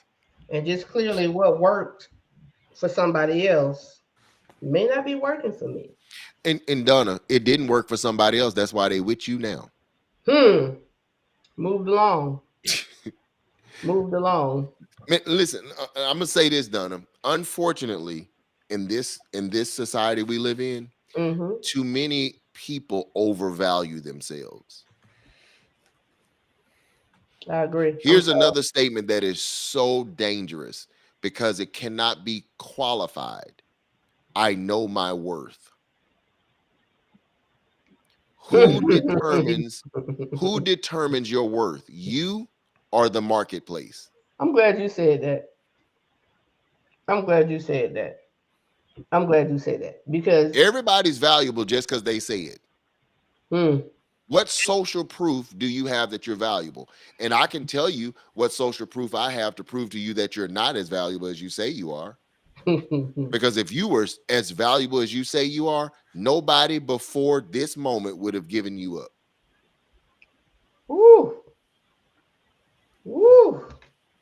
There's a hush over the room. So I think I'm back. And I got questions for you. Mr. Jimmy. Hold on, Cortland. Corey, look. You look puzzled, my dear. I was thinking about the statement. I was trying to, sometimes you gotta slow it down. Soak it in. Yeah. So you said that if you are as valuable as you say you are, no one before this point would have given you up. What if those people weren't great people? That could have very well been it, right? Okay. But how often is that the case every single breakup you've had? What if you only had 2 breakups? Okay, let's say 2. What was the common denominator? Say again, you said, let's say. Say it was 2. Okay. What was the common denominator in the 2 breakups? Oh, well, the one person. So although they may have not been good people, what that proves to me is you're not a good judge of character. Yeah. Okay. Yeah. So somewhere along the line, you're gonna have to take some responsibility. Your picker. Oh, absolutely. I'm just saying, but taking responsibility for choosing the wrong choosing person. game is horrible, right? Okay. So I know very few people who have a brand new Mercedes-Benz top of the line and they can drive it and afford it, that'll give it up just cause. Makes sense. Okay. No, you gonna hold on to something that's really valuable in your eyes. You see what I'm saying? So a lot of times we overvalue ourselves, right? And like even with Joy said, I gave them up, right? And that's good because we've all been in relationship with somebody that wasn't, maybe a nice person or didn't meet our needs or whatever the case may be, right? But how she said, I want a Porsche now though. But that's funny. But what I'm saying to this, anytime I talk to a person, even single people, because I deal with single people too, and I ask them, in 10 years, how many relationships have you been in? And when they give me that number, I'll ask them, how did you go from 1 to that number? Right? And very few times have I ever heard any of those people say something along the lines that, you know what, this relationship here, that person really wasn't no good. But this one right here, yeah, I was the problem in that one. I was. Well, what if, because I got questions. Shoot. What if,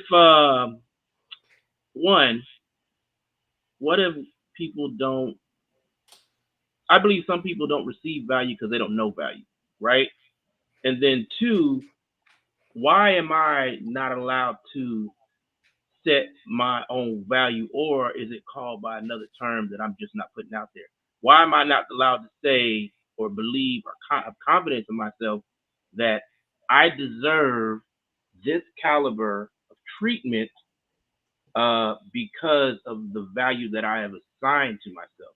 Because the value you have assigned to yourself has not been socially proven. Why does somebody got to socially prove that? That's the question I'm asking. Because that's the only way it's going to be tested as true or false. Okay, but it's individually me. No. So here's what I'm saying, Cortland. You can't tell me you're a good man, but no woman can validate it. Okay. See, that's something you assign to yourself, right? But somebody should be able to validate, yeah, Cortland is a good dude. Okay, so what if they validate it, but those relationships, let's say you asked the last 2 young ladies I was with, right? They were, yeah, Cortland was a great guy. The relationship just fell apart. Right. Then does that validate, I guess I don't even want to use that as an example, to be honest. No. That's a perfect example, Cortland. That's a perfect example. Right, but I guess you were validated as a good person. You just may not have been a good boyfriend. Right, but I guess what I'm trying to say though is that when you look at a situation, and I hear what you're saying. I'm good person versus good boyfriend.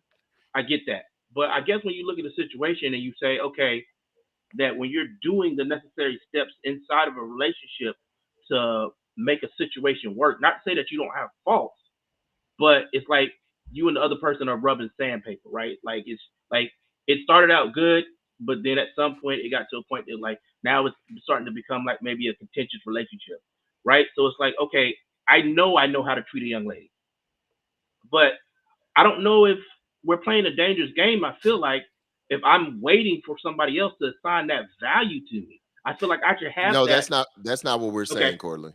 That's not what we're saying. And see, here's the danger in what you like to do. You brought up one point, and I verified that point for you. The point was, if you believe you are a good dude, right? Somebody that you've been in a relationship with should be able to verify that, yes, indeed, Cortland is a good dude. It is not true just because Cortland said, I'm a good dude. Somebody outside of Cortland has to support that for it to be true. Does that make sense? So basically what you're saying is they almost have to be that mirror, right? Exactly. That you can examine yourself by. Exactly. Right? And use it as a guide to possibly make some type of self-improvement. So how do you know a scoring guard is a good scoring guard? The Negro got to score a lot of points. Right. You see what I'm saying? So just because a person say I'm a good woman would define good woman. You may have been a good woman to one guy or 2 guys, right? But if you've been in a relationship with 10, if you only were a good woman to 2 guys, that means you 20% out of 100. That's not good. I think. Okay, but what if real quick? I'm sorry, DJ. What if, like you were saying before, when you were saying to Corey, when you were saying maybe you picked the same caliber of person that just wasn't good for you in a relationship?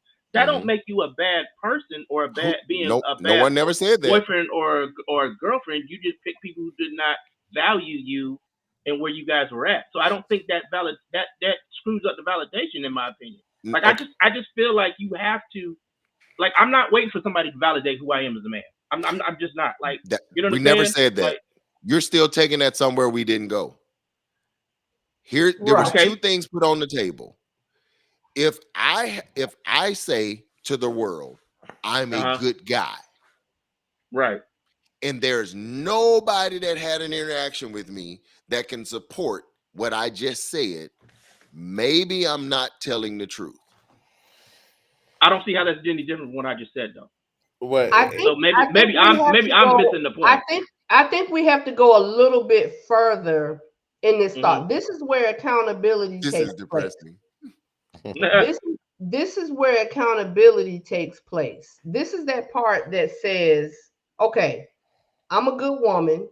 You have to be, I'm a valued woman or whatever. And like Jimmy said, until someone comes along and says what I'm saying as far as a relationship wise, if I'm what I'm saying as far as the other person is concerned.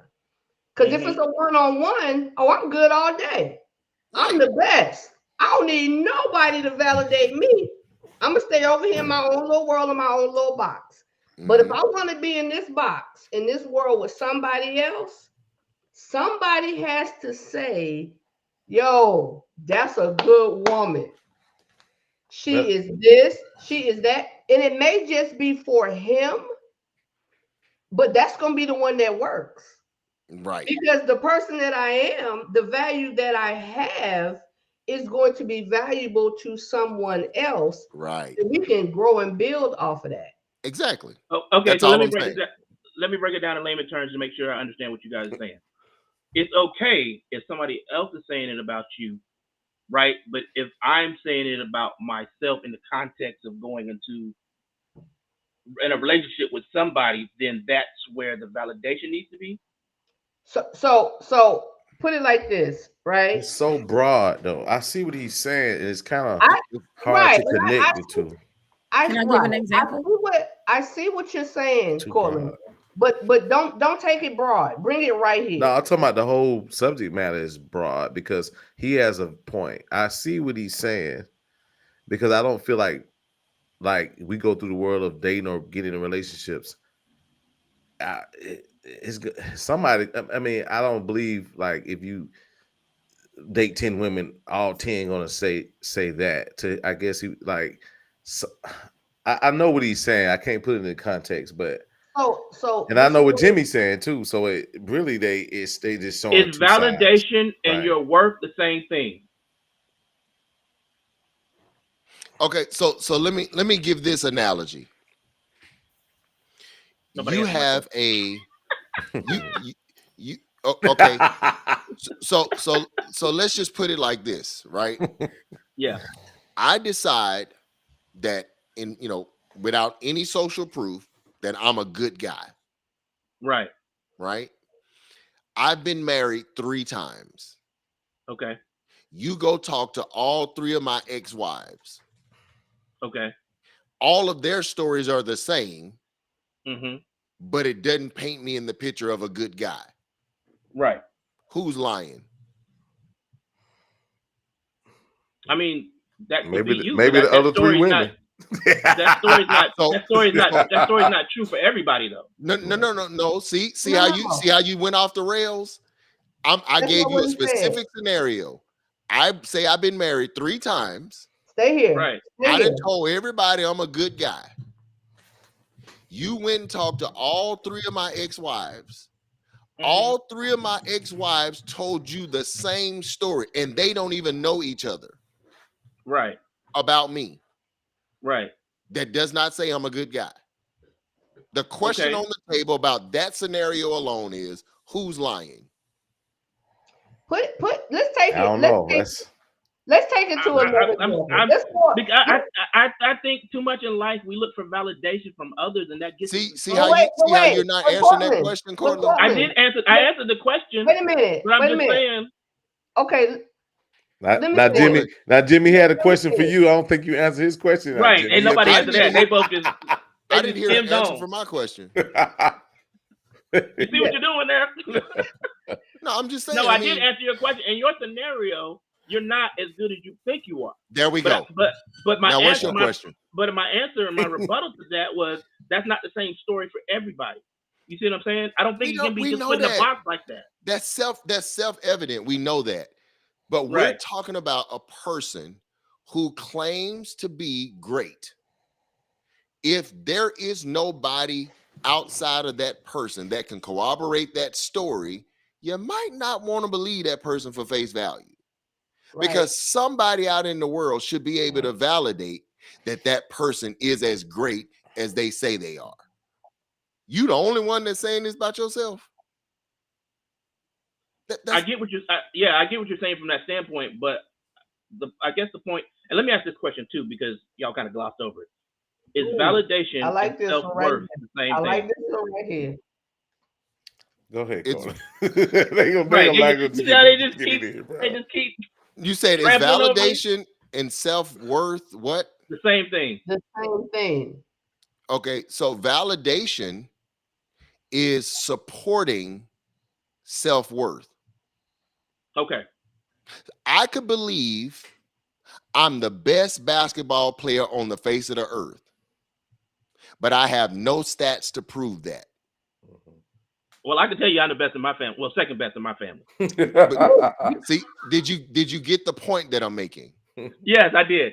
I did. I can say all day long I'm the best basketball player in the world, but I have no stats to support it. I don't have no passing stats. I don't have no scoring stats. I don't have no rebounding stats. Who can validate that? Okay, and you know what? And then also, as I'm sitting here listening to both you guys, I think it can be framed, and I can understand how Courtney can see it. It can definitely be framed as being not addressing the other side of his perspective. Like when you first originally made the point, it made it seems like that was universal. I think that's what he was actually trying to say. It sounded universal, and sometimes I guess when you're dealing with an audience of people, it's best to kind of touch the other side, right? Because those people are here too. So right? So let me ask this question though. So are we suggesting on the other side? Okay. Because I'm the person that's saying I'm great, and ain't nobody else supporting. No. Great and good is two different things, though. Okay, good. Okay, good. Whatever adjective you want to use for yourself, are you sincerely telling me that you can assign different adjectives to yourself that nobody can support, and you want everybody to still believe they legitimate? Absolutely, Jimmy. You're absolutely correct. I get your point. I'm with you. That ain't how it works. It don't work like that. So no. Yeah. I think the problem is, and where the disconnect I'm seeing happening is, and I see it in the comments as well. I think people are feeling like and thinking it's saying you don't have any self-worth, you don't have any, say you're a great person, you don't work to be a good person, because until somebody comes along and says you're really not. And I get where the flow, but that's not what I said. That's not what, right. We have to stay right here. We have to stay right here. It can apply to anything. That's right. iPhone user, Android user, right? Those who have an iPhone will validate and say all day, iPhone is the best because it worked great for me. Takes better pictures, it does this, it does that. An Android user will take that Android and say, this is best. This works for me. This is great. It does this, it does that, it does this. Subjective though. But here's how we can prove that both. Here would be the worst argument, trying to say which one is the best. Right. But what we can say, they both are great because there's so many people that's using both of them and that will live and die by both of them. Correct. So in other words, the iPhone says, I'm great. The iPhone has social proof to support that it's great. If the Android says, I'm great, the Android has social proof to say it's great because a whole bunch of people got it, right? But what you all tried to just sit here and make me believe is that the Android could say I'm great, but ain't nobody buying no Android, but the Android still is great. No, that's foolery. Right. That's what I was saying. What I'm saying is, somebody has to be able to support what you're saying about yourself. I didn't say you weren't valued. What I said was some people overvalue themselves. Some people That's do. what I said. Yeah. Yeah, some people do. Right.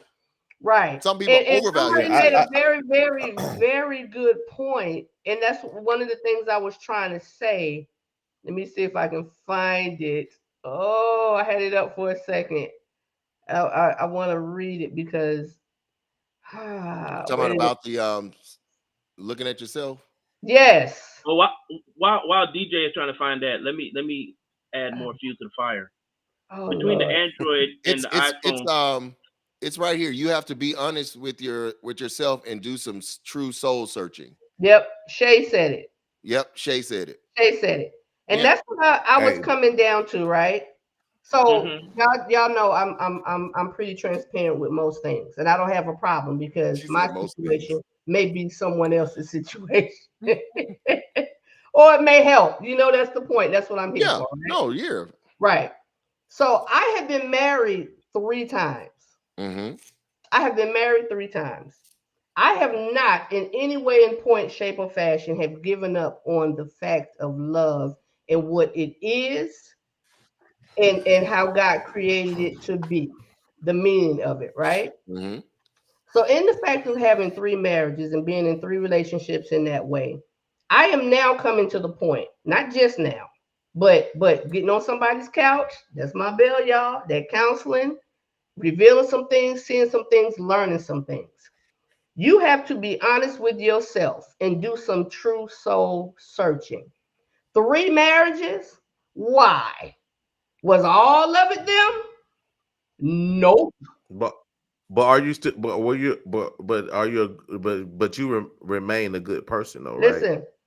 You just probably had some relationship challenges, but it didn't change who you are. No. Let's be honest. Let's be honest. There were some parts of me and some things I did and said that were not good.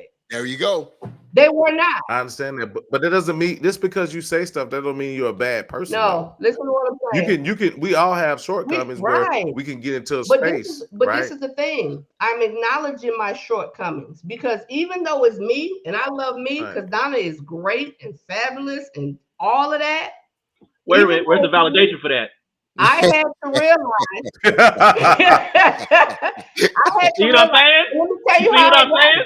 Hey, let me tell you how I got true and real validation. Let me tell you what was honest. When I said on I can validate you are because you're my cousin, but I'm saying thank you, cousin. It's the exact same thing. That's what I've been saying though. Like nobody needs to validate you for you to be able to feel that way. Let her finish. You know what I mean? Let her finish saying what she's saying, though, Cortland. You're right. So what I had to do, I had to get on that couch. And I had to listen and realize there were some things coming up that developed me that were not so good. Because there were some situations in life that put some things in my life that made me think a certain way and move and act a certain way that was a response to the foolishness. So it started creating who I was. So what did I do? I, in turn, put that out in the world. I put it out in my relationships and I acted in that manner and I moved in that manner and I could give a damn who didn't like it. Move on to the next. But until I took some hard, honest looks and truth and was told and learned by some professionals that study this area in life, just like if my heart was having issues, I would go to the cardiologist. Sitting on that couch and they saying, hey, you're wrong. And I understand why you're wrong. And that doesn't make you a bad person. It just says there were some things that happened that created this thought process that you got to fix. That stuff got to get better if you want to move on to a healthier way to feel like I'm as good as I am. Because why? Because I didn't spew out my foolishness on this and that person. And they're saying, yo, for my children to say, you were this when we were growing up. But they can change it now and say, you know what? There's some stuff about you that I ain't rocking with still. But when my daughter says, that's my girl, you my girl, and she bragging on her mother, when I know there was some stuff that made her feel a certain way because I lived what I learned and I did what I knew. Right. But now I got some apologies to make. And I can do this thing even better. Y'all better come on. Y'all about to make Donna, put Alicia's coming up. Put Alicia's coming up. Let me say this before you go to that Cortland, real quick. Go ahead. Cortland, real quick. Let me ask you something. Based upon what Cortland, his original statement, I just want to just clarify because I'm all over. No. The one that says you can be. Do you guys feel that his statement can be true? His statement, I think. Which one? Which statement? Which one? Okay, give the statement and whatever the statement, whatever. I don't want to speak for him. I understand what he's saying, but Go ahead and the statement you made about the validation part, Corley. I said so many. Does somebody validating you? Somebody validating you. Yeah, that the necessary need to have someone to validate you in order to solidify how you feel about yourself. That's summarizing what I said. Can that be true? Is my okay. question. So let me answer that question. Let me answer that question. The answer is no. You do not need that to feel a certain way about yourself. However, you need to be true to yourself about who you really are. Right. Now, if you're not willing to look at your relationship with others outside of you, now you're lying to yourself about who you really are. There you go. That's what I'm saying. There you go. And that's why I said there's a difference between good and great. Good allows flaws. Good, I can make mistakes. Good, you know what I'm saying? I can mess up. Great, I'm almost perfect. No. And, don't look at it. Don't look at it that way. Don't look at it that way, because you can be great in certain areas and still need growth in other areas. Right. You see what I'm saying? Right. You can remember I said I love me. I'm a bad chick. I am. No, I'm talking about in the context of we're talking about I'm a good man versus saying, well, I'm a great man. Like that's almost braggadocious, right? And it's almost like saying I'm infallible. But if I say that I'm a good man, character of heart, and who I am and how I treat people, that's not saying I don't have shortcomings. That's not saying I might not make a mistake here or there. That's not saying that I'm not going to be true to myself and I'm not going to acknowledge certain things. That's not saying that, oh, you know what, I messed up, I need to fix this. You know what I'm saying? No, I get you. Yeah. No, I get you. But let me ask you a question, though. Are you willing to say, even though you want to limit it down to just saying I'm a good man with all the things you just described, do you believe anybody outside of you and what you think in your head could verify that you are good? Oh, most definitely. That's all I was saying from the very beginning. Yeah. But I don't. All I was saying from the very beginning was I don't need them to do that though. No. I didn't say you should need them to do it. What I said was, and that's why I kept trying to tell you, leave it where it is. All I'm saying was, if you are indeed a good person, which means you're not necessarily perfect, it just means, like you said, you're good at heart. You're not an evil spirited person. There would be a ton of people whom you've come in contact with that could verify you. Yeah. That's all I'm saying. And then what that would do is that would validate that you are genuinely good. Right. But this is where the disconnect was for me, Jimmy. And I think the disconnect for a lot of people is when you talk about the validation of others. Let me phrase it this way.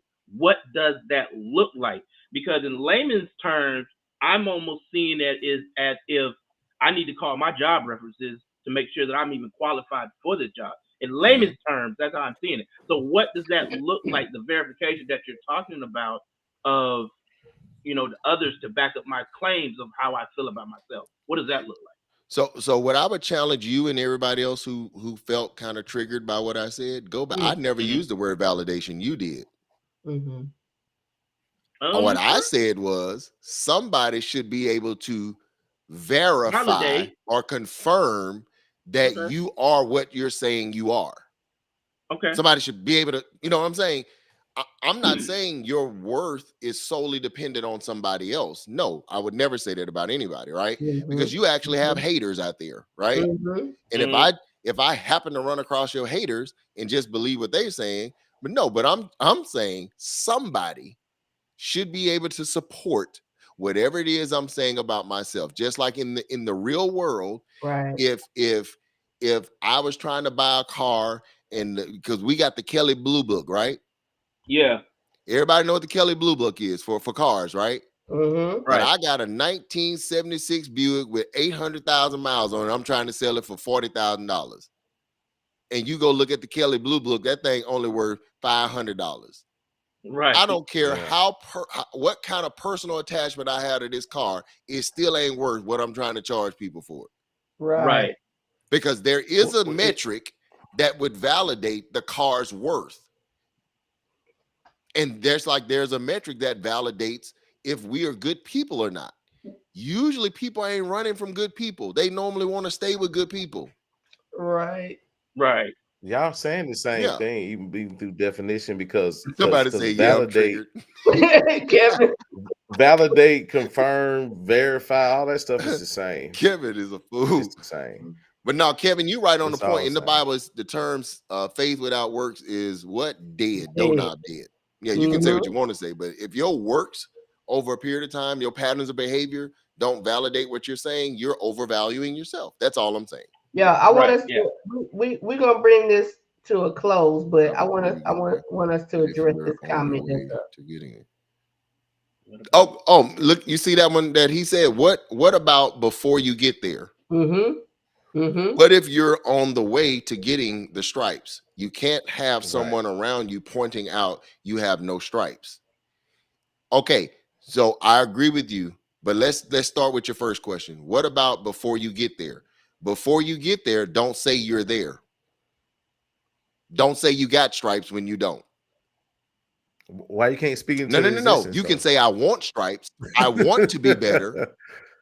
I want to be whatever. I want to be a sergeant. I want to be a lieutenant, but don't say I am a lieutenant and tell that to the world. I disagree with that. I'm sorry. I am is so powerful. No. I am. Mark, listen to what I said. Okay. If in your head you desire to be a lieutenant, you can say that in your head. I am going to be a lieutenant, or I am a lieutenant. What I'm saying is, don't you put that out in the world talking about you a lieutenant, because people are gonna be checking your collar. Exactly. So you would say that in your own time by speaking. Yes, you saying it to yourself, but that's you what ain't I'm talking telling about. the I'm not world saying that you already a lieutenant. Because you're doing the work to be a lieutenant. Right. Don't nobody have to know that. Okay. You're doing that work. But if you go out there, why not? Why that's not? Like though? that. What's that's wrong like with that woman that was doing sign language. And didn't know a bit of it. Yeah. I remember. People she could do sign language, and they was up there like they trying to warn people of this storm, and she up there. and she didn't have no sign language. That junk was funny to the world. It was. It was. But that's not saying so we're not. We're talking about two different things. We're talking about a person that is saying, "Hey, I know I'm in this state right now, but I desire to be better." So now you're not only saying those words to yourself, you're also doing something to get better, right? What we're talking about is don't put it out to the masses that you're already that thing before you've actually become that thing. That's what I'm saying. There you go. Right. Thank you. Sometimes I have to do that. We got people watching, so we got to cover it all. That's the best way to cover it. And that's a good way of clarifying. All right, y'all. What reputation is mentioned about you when you're not around? What reputation is mentioned? Oh, I think she's making a statement. Yeah. No, I like that. Said? Yeah. What is being said when you're not around? Right. Yeah. There you go. What is being said? Donna, here's the truth of the matter, and I don't care if you talk to anybody that's in the psychology field or counseling field. We all suffer from the same problem at one point or another throughout our life's journey. We all see ourselves much better than we may actually be in life. Right? Sometimes. And that's what we call overvaluing yourself. Like, right, I can say to myself, I'm a good guy, right? And I could base that off of my interactions with other people. But a lot of people are not basing that off of social proof. They're just basing it off of because that's personally assigned value. You know, how can a man say he's a good husband if he don't have no wives that can verify that? How can she say she's a great wife if she doesn't have any husbands to verify that? We're not saying that as a human being she's not validated. We're just saying that she may not be validated as a good wife. Right. If she don't have some husbands to support that statement. Right. Actual factual. Because I know some guys right now who got divorced from a woman, and then they will tell you, man, that was a good woman. That was the worst mistake I ever made. Man, that was a good woman. Right. Like, okay, she was a good woman. Now she's validated. I mean, she's validated as a good wife. You know what I'm saying? Right. Yeah, let's be specific. We're being specific. She's good. As a wife. She's been validated as a good wife because her ex-husband said it. Not as a person. Right. As a wife. Somebody says social proof is subjective. No, it's not. Social proof is not subjective. What if you're just a hater? No. But even being a hater can be proven easily. Right. What did Michelle just say? Works without. Was that it? What reputation is meant? Even haters, right? Haters can only hate because there's evidence to prove what they're saying or disprove it. Somebody said what I missed. Everything. I don't need that ninja to validate me, but he has ninja. They said ninja. That's what I said, ninja. That's funny. That Joy is hilarious. All right, y'all. We're gonna wrap this one up. It's 10:30. We so enjoyed as usual, which is why it's 10:30. So Cortland gonna come up with the next. I mean, not Cortland, but Corey gonna come up with the next one. We'll do that in a little powwow. Evidence can be manufactured. Exactly. What? Haters. Somebody said evidence can be manufactured. Jimmy, don't read it. I was trying not to. Haters in the building. Hey, yeah, that's that darn Kevin. Kevin. Hilarious, sir. Team Kevin, let's go, sir. Except for the Rose. I'm Team Kevin, except for the Rose. Team Kevin, let's go. Right. You better shoot. Look, there you go. There you go. Yeah, this was a good topic. I love when we can span off and we can build on our scenarios and our topics and our subjects. I love when we can do this. Listen, all y'all have to do is come back next Tuesday. Next Tuesday. We can't stay all night. Some of us got to get up for work. Cheryl say tag her next time. Who? Somebody named Cheryl Ann. Cheryl Ann, next Tuesday, 8:00 p.m. Eastern Standard. We will be right here. Same back channel, same, how you say that? Same time, same back channel. Back channel, bat station. Yeah. Bat channel, bat station. Joy. Put it in your Google Calendar. Yeah, put it in your calendar. So Shay said, I like y'all. I'll be back. All right, Shay. Hey, all right, Shay. Listen, invite somebody, bring somebody with you. The It's Your Fault series. We're on episode 5. We have 3 more to go. Possibly. I'm gonna talk to the crew about that. Hey, can we ask Joy to send us a scenarios that we can talk about whose fault it was? Because Joy, or let's be interactive. Drop a suggestion in Donna's box. You know what I'm saying? Like this is really for you. Listen, here's the thing. I truly believe it's for y'all. You know what I mean? So, I mean, honestly, no shade or nothing. Look, we got people locked in, but I understand everybody that has to go to bed. But we do have people locked in. So yeah, come back. But I think you guys should definitely come up with a scenario. That would be Joy, come on now. Joy had some comments. She got one. Joy gonna and also, what was it? Kevin Antiphius. Kevin. I just need to know about the high school friend. It's not just about us giving scenarios, y'all. We want y'all to, like you said, drop your scenarios, your thoughts in my inbox. And if you don't want your name mentioned in the scenario, just say so. Just say so. There we go. Let's get a real life scenario. Let's talk about the scenario. Right. Yep. Because this is real life relationship growth. We want to grow, y'all. We don't want to stay stagnant. We don't want to keep revolving around relationship after relationship. Just repeating the same old unhealthy, dysfunctional cycle. Hey, you know what?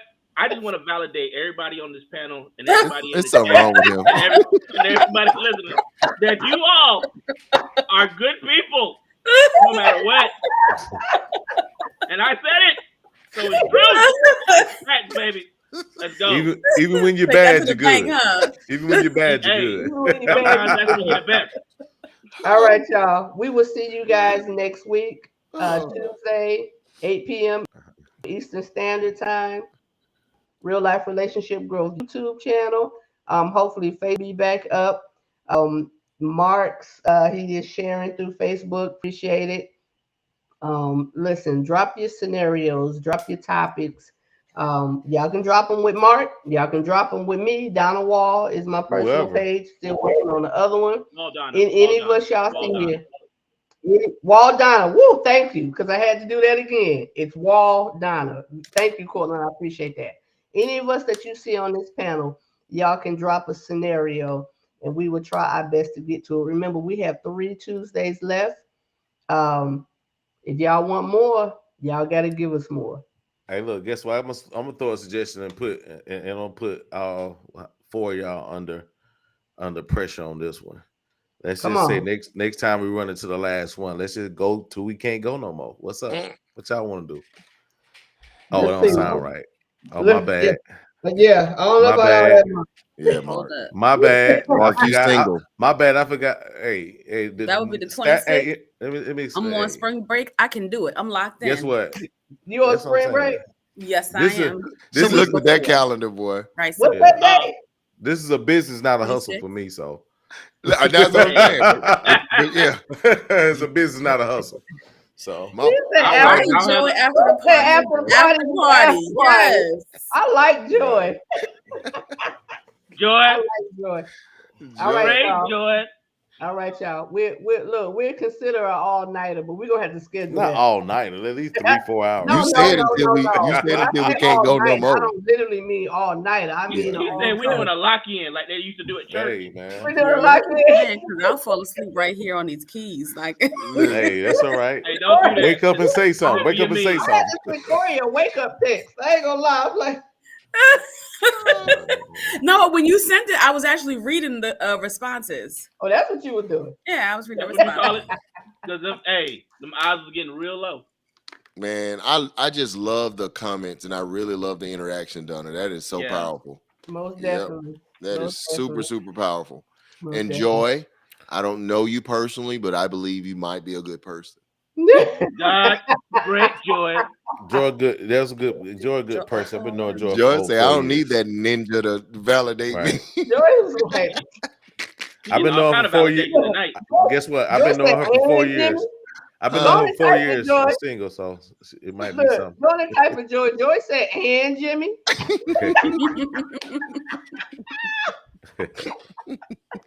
Joy sound like she is hilarious. Listen, Oh, I love baby, y'all. Joy. Good night. Good night. Right. Bye, Donna. I ain't gonna fool with y'all no more. Good night. See y'all next week. Mark, I do want to be here, man. That's why I'm, I'll consider why that you all here. nighter with you. Yeah. I Yeah, wanna be Bart. here. I think we just really want to be here. Hey, man.